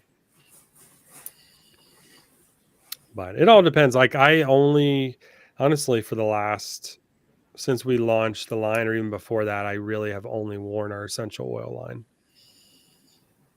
every day. I'll mix in a couple other companies here and there, but I rarely go back to our fragrance oil line. That's a tough question because everybody's scent duration is different, like how sensitive your nose is and what you smell. Typically, our essential oil line, like Pinky, will only last like 30 minutes. It's all citrus. There are 5 different types of citrus in there. Citrus does not last very long, and citrus essential oil is even shorter than a citrus fragrance oil. So Ghost Hunter you'll get a few hours out of. Some of the more woody ones will last a little bit longer. The mint one, maybe 6 hours, 8 hours out of. Some people have told me they put the butter in at night, and then they can still smell it in the morning. Really depends on what you do. Do you work in an office environment? Are you outside where the wind and weather's, hammering you all the time? So fragrance oils are going to last. Our fragrance oil line will last 8, 10, 12 hours.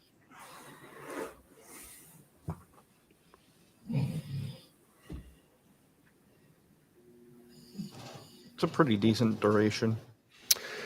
Yeah.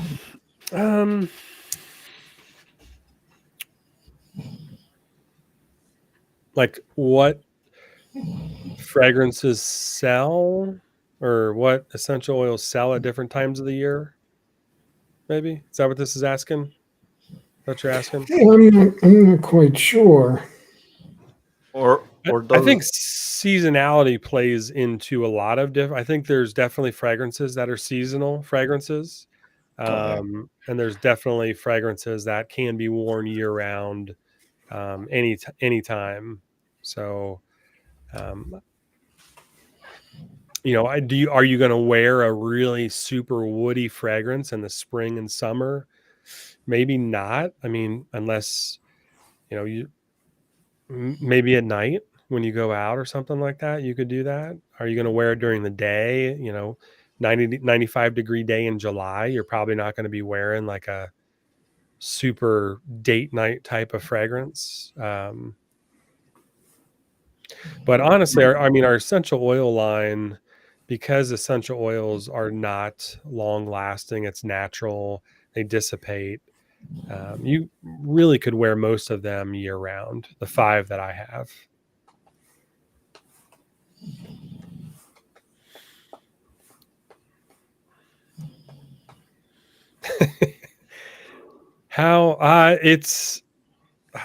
That's a great question. How often do I do limited drops? A few times a year.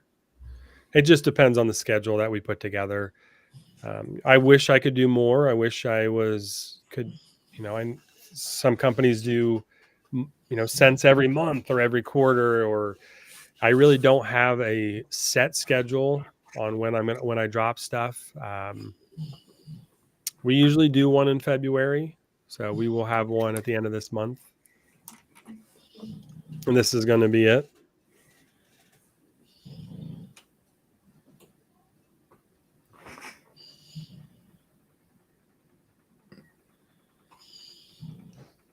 Oh, Is that Contra? what I thought That that is. was. That's it. Oh my gosh. So we're gonna have this one Awesome. is coming here. So I have one of our customers is a comic book artist. So he, I been talking to him about this label for a long time, and I kind of told him what I wanted. I was like, okay, I was like, it's a label. So like, what are we doing? I want the entrance to this level because it just you could fit both guys on it. One's got to have spread and one's got to have machine gun. And we played around with the C a little bit, and with how big the fireballs were and stuff like that. I was like, this is going to be completely different than any design we've done before, but that's fine. That's what we do sometimes. So this one is so good though. This might end up coming. This will be oil and butter. I just actually designed the butter labels and got them submitted. I wasn't sure if I wanted to do a butter, but we're going to be doing, we'll be doing a butter for it too. So yeah. Nice. So hopefully this will be at the end of the month release. That's kind of where we have it slotted in. So, but yeah, it's Contra. So Yeah. I don't have a polo green type of scent. Contra is probably my all-time favorite. Yeah. Yeah, I spent a lot of time playing that. A lot of time playing that. If So it wasn't like Tecmo Bowl, it's Contra. Yeah, Yeah. we released a Tecmo Bowl a couple falls ago. I used to put that was in our hashtag when I first launched the company: up, down, left, right, BA. Yeah. I remember that. If you go back to some of my old posts and stuff, you'll see that on there in our company company description and stuff like that. So That's probably the most famous cheat code ever. yeah, and everybody did it. Do, do, do, do, do, da, da, da. The best part was stealing lives from your brother who managed to stay alive and you just died all the time. You could steal their lives. Ape Party was fun, Brandon.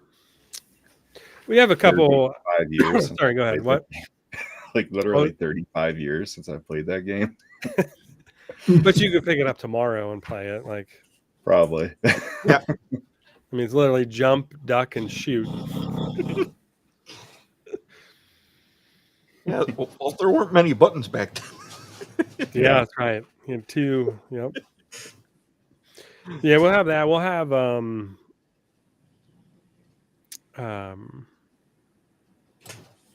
we are gonna re-release some of the OGs from 2021, hopefully with a little bit different label design. People that weren't around then might have list. And we will probably, I'm hoping to re-release 8-Bit Party maybe in the summer. So we did something really cool with 8-Bit Party. We actually, and this is my kids getting involved here, we actually did Mario Party games in our backyard, and I recorded them all, and I have them all. So we have six of them. We have Pie Hard. So we have a pie, like a pie throwing fight, sort of fun where we sort games. Heir to a Fortune. And there's more I can't see right now, but so we have some of those that I need to edit and put out on our YouTube channel when we re-release the 8-Bit Party. So there's a lot of fun doing that stuff. So Cool. Yeah, first we got actually like real like pie cream. We bought a couple and I'm like, I need to make like 100 pies. This is gonna cost $200. I was like, we're gonna go get some Barbasol shaving cream, guys. Don't eat it. Oh, where's the fun in that? I know, but I was like, the amount of pies they wanted to make and throw was out of control. So it was like, we can't, like, plus it was in the summer. Like, you're talking about like having that out in the sun and then all over the yard. And it was, yeah. But the kids, the brand's a lot of fun because the kids get into it too. And they come to markets with me and they are amazing. They do amazing at markets, and each has their own different personality at markets when they do stuff. So one's out in front of the table, our youngest now, he's 9. He's out in front of the table, walking up and down the aisles, talking to people. He's like, "Hey, you got a beard? You need to come over here to this table," and he's like a little salesman. That's awesome. My 13-year-old now is like right-hand man behind the table. He like mans the candle section, and he's like talking to everybody about the candles and like, doing that. And then my oldest is, he's 15 now, and I'm not sure he likes helping out so much anymore. He's got other stuff to do, but he still does it, because, he's family business. So he still does it. But yeah, I actually, my 9-year-old, I left him at the table. I think it was my 9-year-old. I just walked to a different booth real quick, and I look over, and that dude is ringing somebody up with their credit card on our checkout. My 9-year-old, and I'm like, "Oh my gosh, what's happening?" What are you doing?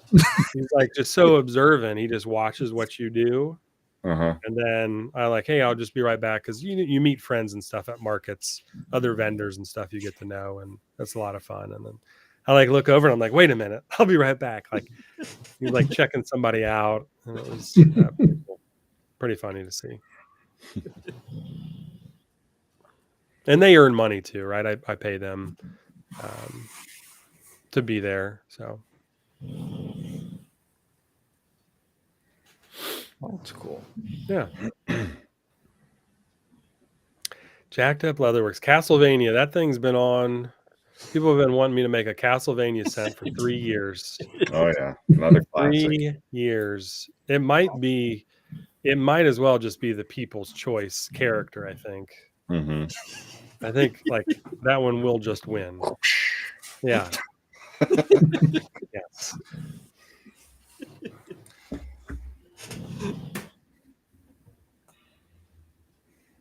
Well, and then they were talking about a RBI baseball, and Yeah. I remember Bases Loaded. Yeah. I like Bases Loaded better. Bases Loaded 2 was the one that was a little bit better, I thought. Yeah. I still have I probably have about 50 games over there. I've got two original Nintendos. So, and some other stuff, but And we actually have a Sega Genesis upstairs. do you really? Yeah. Nice. Yeah, I've actually played every edition of Madden that's come out since the original. Oh yeah. I had the first version of it on PC, and then I got a Genesis. But I've even played in the Madden tournament. Oh, Have you cool. really? Yeah, That's awesome. Yeah. yeah. I was one win away from going to Las Vegas for Wow. the yearly tournament. Holy moly, dude. Were you the Packers? No, back then I was the Indianapolis Colts, Oh, because that was when they had Manning. yeah. Do you think Taylor Swift will be on the cover of the next Madden? She should be. and that'll anger Jay Cruz. Did you see that estimated? They estimated what Taylor Swift has made for the NFL this year. Oh, It was like hundreds of millions of dollars just in the short time, just in like the PR, the publicity that they're getting. Like Yeah. they tried to tie a number to it. I was like, it was like I feel like it was like $351 million or something in publicity revenue she's been able to bring to the NFL since she's been going to the games. It's crazy. Wow. Yeah. Crazy. I just like they don't need to show her all the time. Like whenever, like Travis does something, It's like overdone. Like the only other person I can think of that was similar was when Tony Romo played, and his girlfriend of the year or whatever. Yeah. Romo. Huh? Oh, what's her name? Yeah, she was a singer. I can't remember her name, but yeah. Yeah. Yes. I can picture her. Yeah. And her sister was a singer too. Jessica Simpson. Yeah, Jessica Simpson. That's right. Yeah. Right. Yep. Yeah. But not as big as it is now. No. But yeah, I mean, it is kind of old. Like, they're just going to show. Like, they show Kelsey and then they pan up. It's like I don't mind her being at games. Like, I don't mind the money she's creating for NFL, but like, I don't need to see her every time they show Kelsey. Right. Just let the game go ahead. Maybe look at her a couple times. I mean, do they show anybody else's girlfriend or wife when they score a touchdown or make a good play? Like, they don't ever pan. And the announcers hate it too. Like when they're calling games, they go dead silent when they pan to her now. Yeah. Like And it's cool she's there, but like what's the purpose of this? Yeah. Did you hear her? Kelsey's mom's now a spokesperson for Ziploc. Oh yeah. No. Yeah. I Is thought this are you starting a joke? Is this a joke? No, this Like is this is the lead up of a joke. There's a punchline. They talk about it on their podcast. Oh wow. See, it was really cool featuring her last year, like when both Kelseys were in the Super Bowl and they kind of featured their mom. I thought that was really cool. It was. It was. And good for their mom, like the spokesperson for Ziploc, make the money, man, Yeah. Well, I know it's just like funny. You don't hear about many. Right. My mom just got a deal with Ziploc. Yeah, well, they used to do the Campbell's Chunky Soup commercials with moms. I don't know if they still do or not. Oh yeah, yeah. Yeah, it has I something to do remember with leftovers. I remember that. And she also has a thing with a cookie company. Supposedly, she gave them her recipe, and like they were selling them at one of the playoff games. Oh wow, just weird. Yeah. Yeah, Ellie, that's awesome. That's awesome. That is a nice washing conditioner. Yeah, thank you. Yeah, I really wanted a aloe vera based wash, just a little bit more natural, and a lot of the different ingredients in it. I think the wash is over 70. The wash is over 70% organic ingredients, and the conditioner is like over 85%. So. I was just pretty impressed when I saw the list of ingredients. I'm like, wow. Yeah. Yeah. Is Taylor Swift country music though? I don't know. I saw her doing like a video where they said she was kicked out of country music or something like that. I don't know. Has she ever been country really? I don't follow her a lot, so I don't know, but I thought she's always been almost like pop, right? Or I think it's more pop, or at least that's what it is now. Yeah. Wasn't it used to be she always just sang about boyfriends, ex-boyfriends or something? She still does. Picking the wrong guy. She still sings about that. As a 34-year-old woman, she's singing about like she's 17 dating again. So, whatever. Yeah. I don't listen to her music. I could, if she wants, whatever she does, if it's, she's passionate about and people connect with her, that's great for them. Definitely doesn't connect with me. she dated a New York Jet, she'd be more popular than the team itself. I saw Yeah. that, Donald. There you go. Good luck with that. Ooh, are we going to get into is the NFL rigged conversation now? Oh boy. I don't think the Dixie Chicks are called the Dixie Chicks anymore. Oh, I don't think so. I think they had to change it for They're some too reason. political. Yeah. I don't know. I don't know about them either. Yeah. Another group I never really listened to. She started country. Okay, I didn't realize that. Yeah, that's pretty much I thought where she started. Okay. I had no idea. Someone says she is country, so is Britney Spears.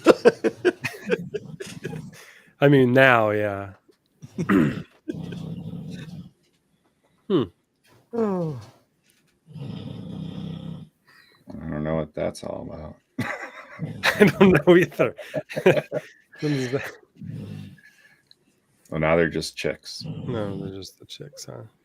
Oh, you don't want to see the next comment. Oh.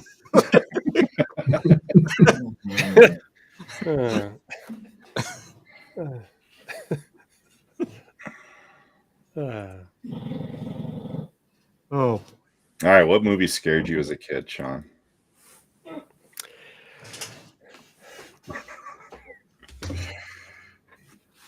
I had nightmares. I was probably about 11 or 12. I went to hung out with our cousins a lot growing up, and I went to my cousin's house to her, group of friends over, and I was there, sleepover or whatever. And for whatever reason,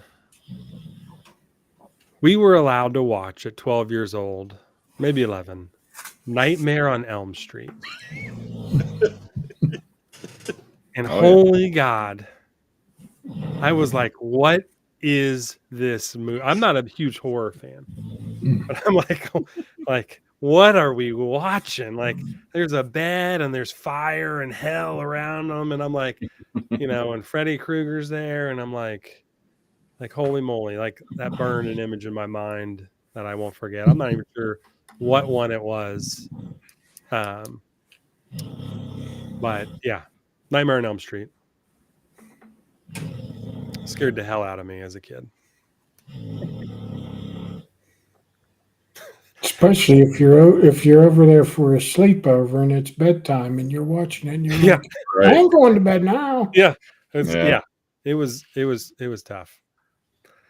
Those movies never scared me. The one as a kid that scared me was actually a Disney movie. Watcher in the Woods. There was a time in the 80s when Disney was trying to do horror movies. Never heard that of that. one was terrifying. Yeah.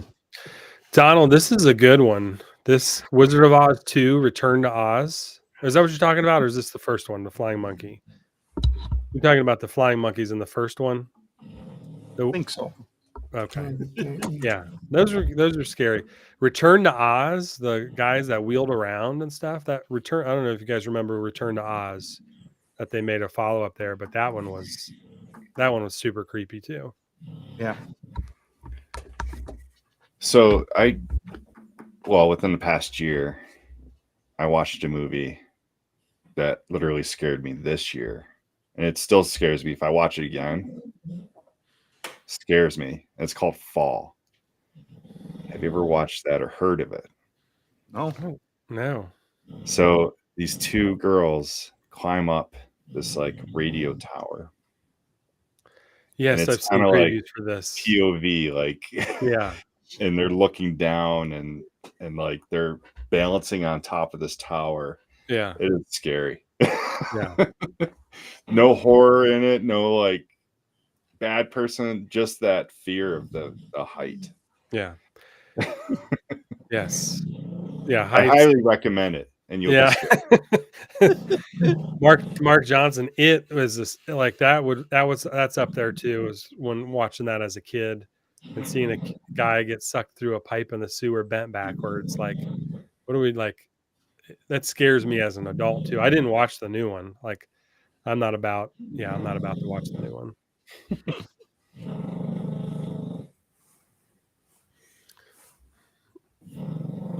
But Mike, I've seen previews for fall and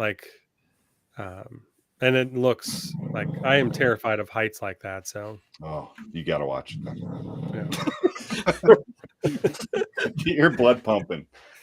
Has anyone in the movie seen Fall?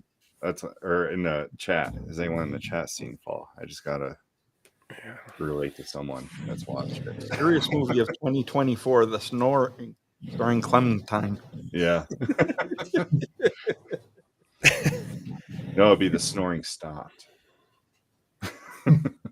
When the snoring stopped, that's a scary movie.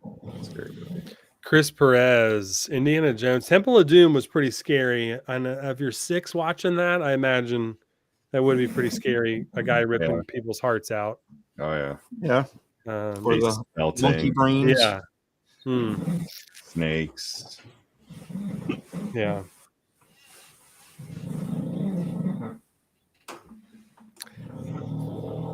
Willy Wonka.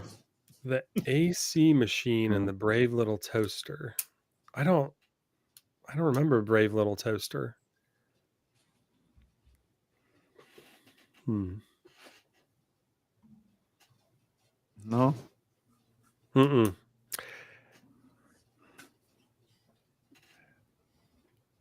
What scary show how about this? What scary movie or show did you used to love to like go back and rewatch or catch up on? For me, Tales from the Crypt Yeah. was like awesome. I liked the Twilight Zone movie. Yeah. Yeah. It was kind of like a short story movie. Like it had different parts. And the one where the kid like controlled his family and like took his sister's mouth away, and like he would just look at him and something would happen to his family. Yeah, I remember that. Yeah. Yeah. Twilight Zone, my all-time favorite, I think. Those old ones. Yeah. Yeah. I love them. You ever see the new one? No, I haven't. It's different. And there was 2 that stick out in my mind the most. The one had William Shatner in it, where he was on the plane and with the gremlin. That's the movie, isn't it? That's the movie, I thought. Yeah. Yeah. Twilight Zone. Yeah, that's in the movie, isn't it? Twilight Zone movie? Yeah. Oh, I thought it was just one of the skits. The other one was the one where the guy was like unconscious. They thought he was dead, but he was alive, and you can hear him talking in his mind. And yeah, but those 2 stuck out to me the most. Yeah.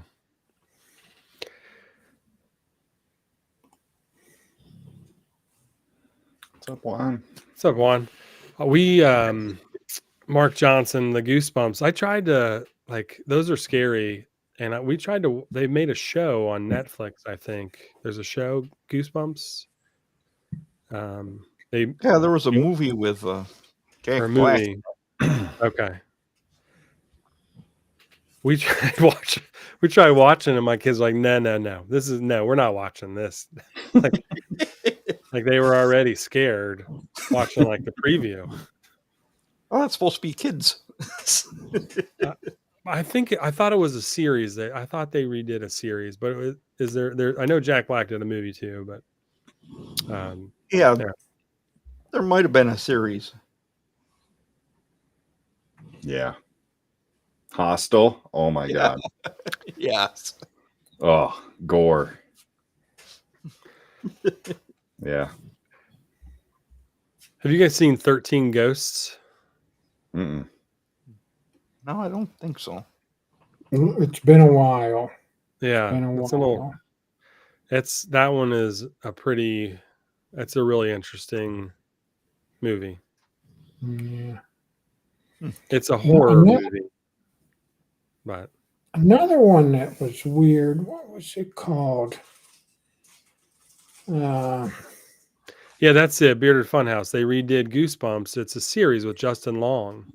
They have a series of it now, and we started watching one, and it immediately is not a kid's like a kid's movie, like the kids movie with Jack Black. This series they did with Justin Long is like 100 times scarier.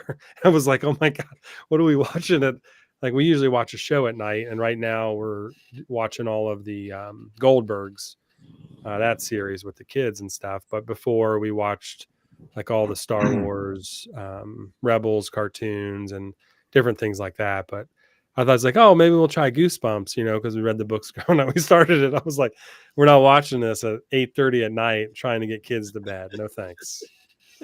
I'll have to check it out. Yeah.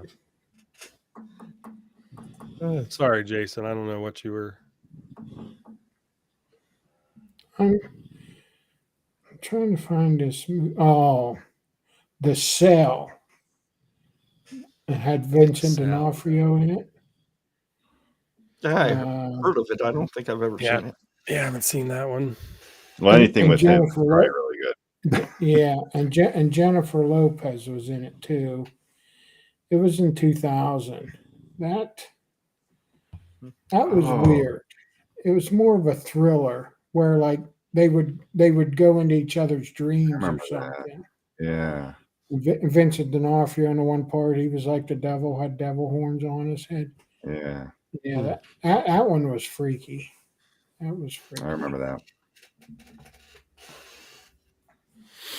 Yeah.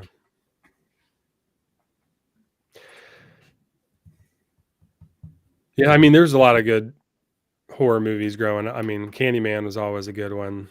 Mm-hmm. Yeah. The Ring. Like I some of these I couldn't even finish. I was like, oh my god, like it's not the ones that are anymore. The ones that are just so far out there that could never happen aren't that bad. But the ones that could actually happen in real life, I feel like are like the scariest now. Mm.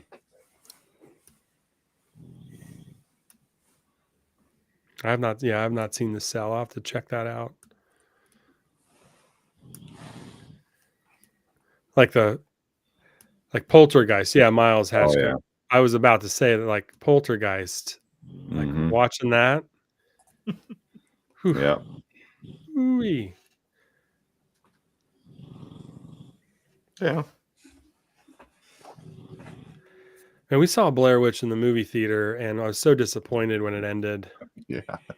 Like, what a waste of money! Like, what are we doing? What are we doing here? Waste of time. Yeah. It was definitely unique. Yes. I mean, nobody's watching that twice, though. Yeah, you're right. Yeah. You're right. There's the Saw series of movies. Saw was pretty. Yeah, I'm a big fan of Saw, and their last one was really good. Probably one of their better ones. It was really good. The one that came out this past year, Saw 10 or whatever it is. Like usually when they get that high in numbers, they're not that good, but this one was really good. Tales from the Hood. I've seen that. Werewolf of London. Yeah. Oh, that's an Werewolf of London is pretty cool because like the special effects they did for when he was actually changing into the wolf. Yeah. Was pretty gnarly because it wasn't CGI or anything. They it was pretty cool. And you didn't see a lot of that kind of stuff back then. No. Yeah, well, that was back in the 80s. Yeah. Early 80s, I think. Yeah, that was a good movie. Yeah. 81.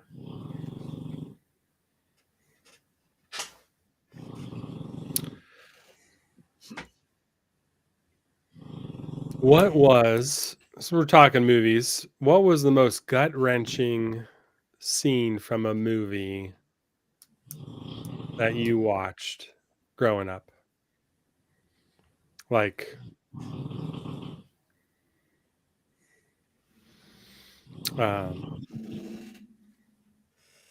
so I'll give you an example. So one of mine, the saddest moments I think in a movie growing up, watching, was Never-Ending Story. Was a Never-Ending Story where they're going through the swamp of sadness or whatever, and Atreyu loses his horse to the swamp. You guys are Never-Ending Story fans? Seen the movie? Am I? I've seen it. Okay. No. You're probably one generation older than me for this, but like growing up, like that one moment, like you have the hero with his horse, this white stallion, and they're trying to save the princess, and like they have to go through the swamp of sadness, and it's like if you get sad, then you sink in the swamp and you die. So you have to try to remain happy. And like his horse trying to pull his horse out of the mud, and it's just sinking and sinking like a live horse in the 80s in this movie. And it's like, holy crap, what is happening? Like, and it was gut wrenching, man. Anyway. So something like that, where you're growing up watching a movie, okay, old yeller, like you're invested in this movie. Jacob, he took mine. That's the one I was gonna say. Old Yellow. I can't think of any.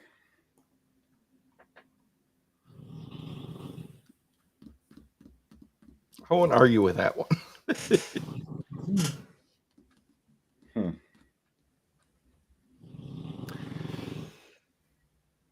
Yeah, Miles said Old Yeller too. Where the Red Fern Grows is Miles is my favorite book. Is one of my most favorite books. I read that growing up. If you guys haven't read Where the Red Fern Grows, I recommend it. Reading it. I never saw the movie, but I read the book in grade school, and it's about a boy and his two dogs, his two hound dogs. It's amazing. But so you don't have one, Mike? Nothing. No. Growing up, you're watching a movie, you're like brought to tears. No. I can't think of anything that's done that to me.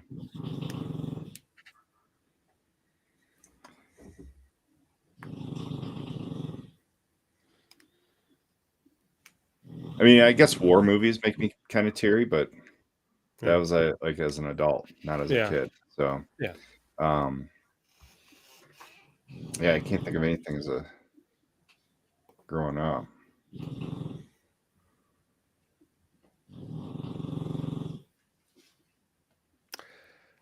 I don't think I've ever seen Grave of the Fireflies, Ken. I've never even heard of it. Yeah.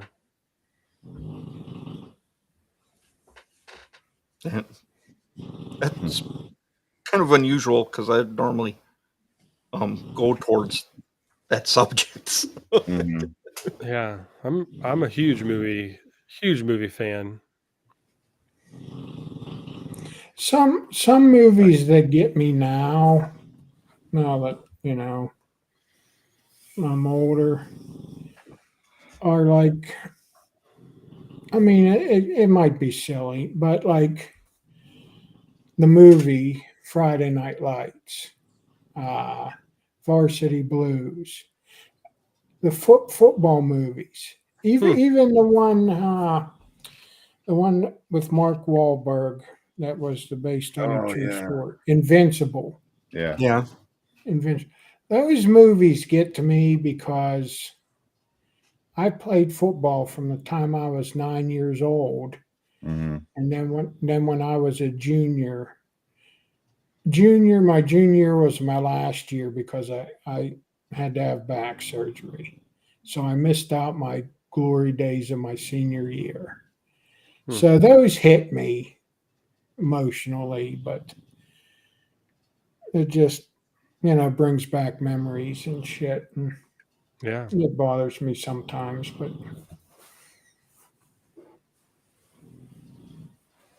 yeah, I was there was a couple picked Old Yellow though for the gut wrenching moments. Those are probably my pick. There's Yeah. been other movies I just can't think of now because I like a lot of movies, but there's so many movies out there now. We got so many streaming services between Prime and Max and Netflix and Hulu, and but sometimes we get on there. My wife will just we'll spend half an hour scrolling through the different movies, and Yeah. there's so Trying to many pick the best movies one. out there. Yeah, and there's and half of them anymore are movies I've never even heard of. I'm like, I don't even, So Yeah. right Or now yeah. we're on the Outlander series kick, Okay. which was on Stars. Netflix has 5 Yeah. seasons of it, which is good because we don't often pick the same movies, you know what I mean, or Mhm. show or nothing. It's hard for us to watch the same thing, but we're both into that one pretty good. So Yeah, I'll get into it for like a season and then I gotta go watch something else. yeah. I just got done binging For All Mankind. That was Oh, really did you? Yeah. I really enjoyed that. I've started and stopped it like 3 times. What is that one? So it's about it's on Apple TV, and it's about Jason will never get Apple TV because anti-Apple. Although they have some of the best shows. Yeah. I will admit that I've seen some commercials for shows on. Damn, that looks good, and then it says Apple TV. I go, Yeah. You're like anti-Apple. Sean, Apple or Android? Probably I'm running everything on a Mac right now, and it's Good. honestly, I had a PC and it just kept crashing when I was trying to run Yeah, Adobe and absolutely. all that stuff. And I think Yeah. from a creative standpoint, Apple is just the way to go for that kind of stuff. So, and it's compatible with everything. I can still get my Excel spreadsheets and all that stuff I need to use, and seamless to my phone and Absolutely. stuff like that. So I used to be Android for years and years and years, and then we switched to Apple, and I'm like, what am I doing? This is just everything connects and works. Like, This what? is my second Apple laptop in 15 years Yeah, because the first one lasted that long. yeah. I just have the Mac. I have the Mac Mini, or whatever the Cube thing is. I think it's a Mini, whatever that came out a couple years ago. Mm-hmm. Yeah. So For And All then I had Mankind is L monitors and stuff, but yeah. if the Russians beat us to the moon. So it's like alternate history, and it goes from. But we never landed on the moon. I'm just kidding. I'm not gonna disagree with you, but so it's an alternate history line from 1960 to like 2015, I think. And Okay. by 2015, we're like setting up colonies on Mars, but like the whole time we're competing with Russia. Yeah. Um, Which is true. We were like, right. yeah, Right. the space race was true. Yeah. Yeah. But it's like an alternate history is really good, I thought. Oh, that's really cool. good. I struggle sometimes with those movies, or like I know Marvel did a What If series, like yeah. And I struggle. Like, I tried watching a couple, and I'm like, no, like, no, like, Iron Man is Iron Man. Damn it, you know, like, Oh, I no, know. I'm not turning it off. I watched a So, couple of them. I'm like, what am I doing? yeah, yeah. I like the ideas in some aspects, but like some of them are so etched in stone that it's like, no, this is my reality. You're not messing with it. There's no, you know, Well, and they do the ones that would bug you. yeah. But that sounds really cool. That sounds really cool, Mike. Is that on? That's on Apple. So we have Apple through my wife's parents right now. We paid for their MLS package, and so just so we could watch Columbus Crew games. So that's really the only thing we used it for was we paid for the MLS and just used their sign in because I don't have an Apple TV. But I guess it's an app on our TV. So I guess I could, but you used to have to buy like an actual hardware, right? Before they put these apps on all the TVs. Yeah. Yeah, But now anyway, it's pretty much easier to do. I turned 44 in December, Jacked Up Leatherworks. All these young guys in here. Yeah. I got 10 years on you in December. What day's your birthday? The 16th. Mine's the 28th. All right.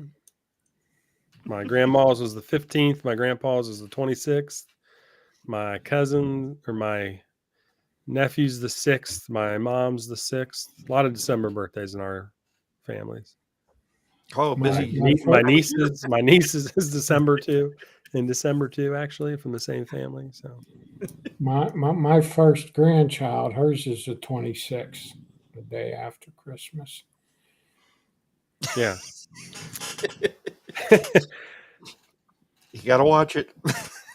Miles, you know, with all the propaganda being put out today, what were they putting out back in the 60s? You know, what were they putting out back in the 60s? Who knows? Go ahead, go with Inky. Go with Inky, Dynamite. Inky. Go with the mint. Nice soothing mint before bedtime. I love that scene. You use a bunch of mint scents before bed. What's that? I said I actually do use a lot of mint scents before bed. Yeah, a lot of people told me Inky's amazing for nighttime. Our eucalyptus double mint. It's got peppermint, spearmint. They all have tea tree and rosemary and a bunch of other stuff in them too, but you can't pick those up. Those are more just for beard health. But that scene in Dumb and Dumber always cracks me up. He's in the bar with his cowboy hat on and his tasseled coat. And he's walking by and there's a picture of Neil Armstrong. He's like, "We landed on the moon. Woo!" Like 50 years later, he finally realized it. Or whatever. It's funny. It's a framed picture of the paper. So it is amazing that we landed on the moon in 1969 and then we didn't go back to the moon for like 25 years or something like that. Yeah. Pretty crazy to think about. Yeah.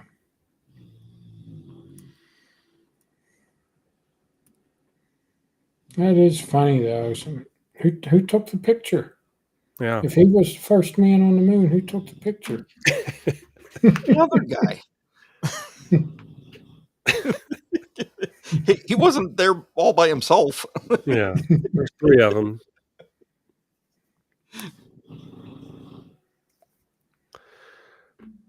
Well, and in one of those In All Mankind, one of the original people who landed on the moon, they have as a female. Oh, do they? Was that the one that Ryan Gosling was in? Was that one or he? No, I don't No, think that so. was that Ryan Gosling? he did one where he was Neil Armstrong. He made a movie where he was Neil Armstrong, I think. Yeah. In the last year or two. So okay, Mhm. if that's not that one then. No.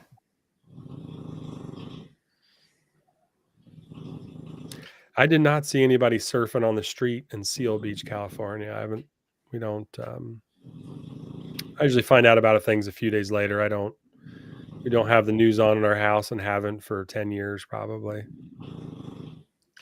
I tried not to watch the news. Yeah.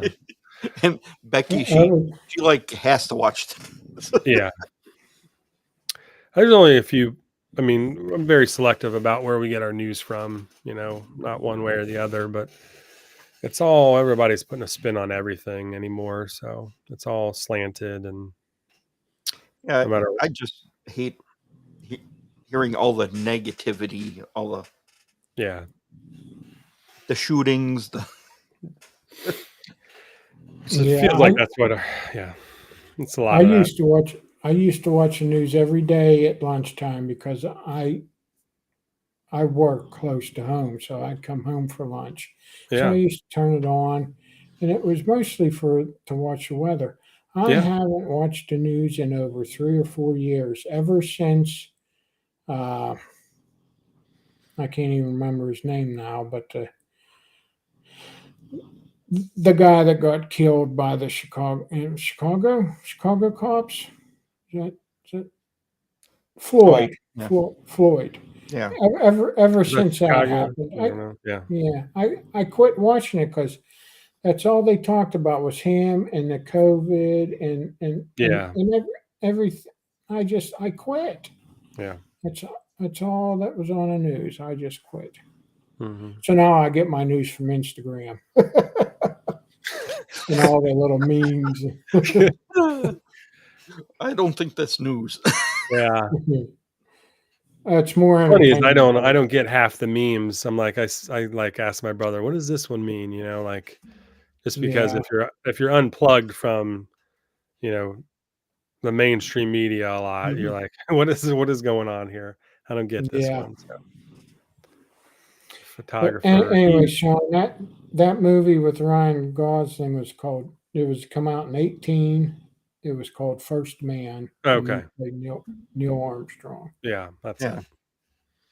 it. As a side note to Ryan, sometime this year in 2024, he is going to be Colt Seavers in the Fall Guy Yeah. movie. Yep. Oh, cool. It's in He's doing a post lot now. production. Yeah. Yeah, I've been watching all the old ones. We are live. Yes. 2 hours and Yeah. 40 minutes. Yeah. How long do your shows usually go? Oh, this is one of the longer ones. Yeah. Not the longest, but Well, I'm sorry. normally around 2 everybody hours. here. Yeah, they're usually hour and 45 to 2 hours. Okay. But you get to talking about movies and then Yeah. All right. Beard news is all the news I need. Yeah. Hey, Bearded Funhouse, I saw you sent me a IG message. You can find those notebooks on our 8-Bit Beard Co website, just under shop, and then you'll see SBF is one of the categories, strengthening by fire notebooks, and those notebooks are there. Those medical notebooks are there. So.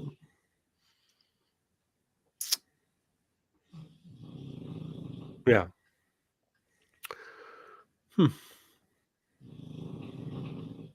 It's Mike.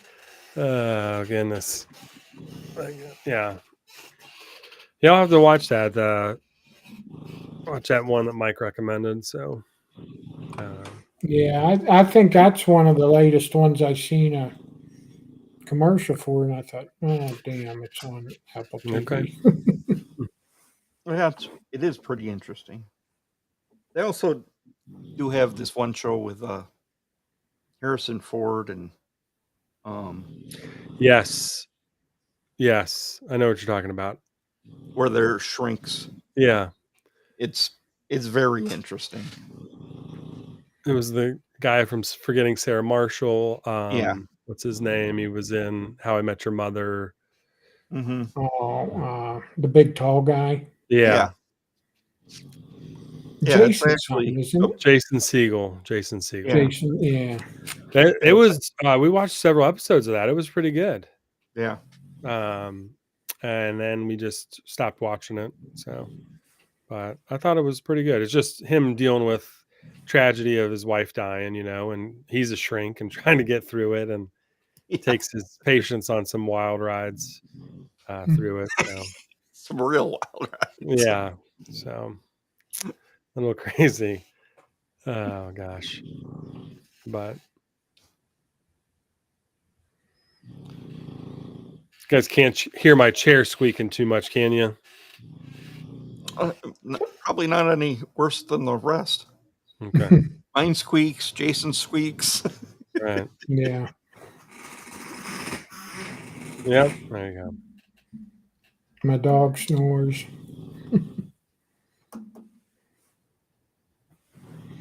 Yeah, I'll have to get off here soon. Also, I gotta Yes. be up early.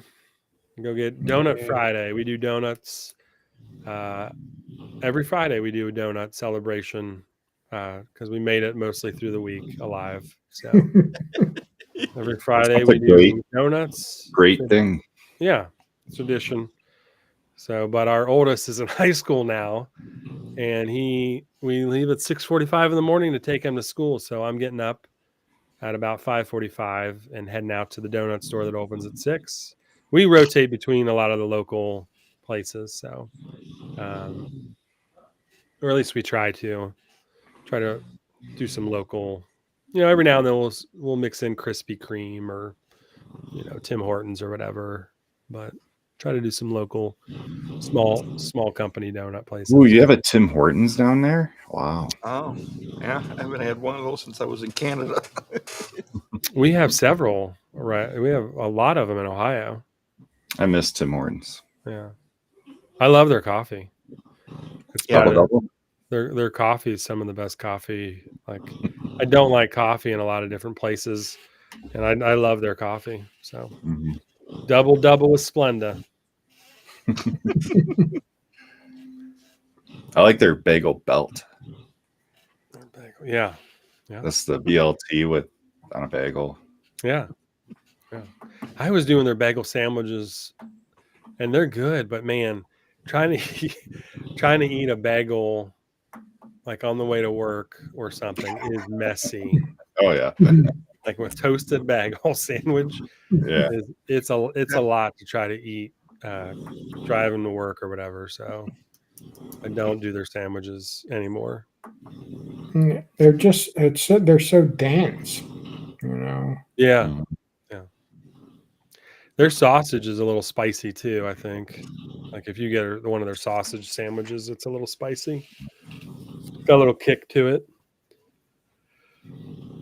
But yeah, I'll be getting up at about 5:30 or 5:45 for that. So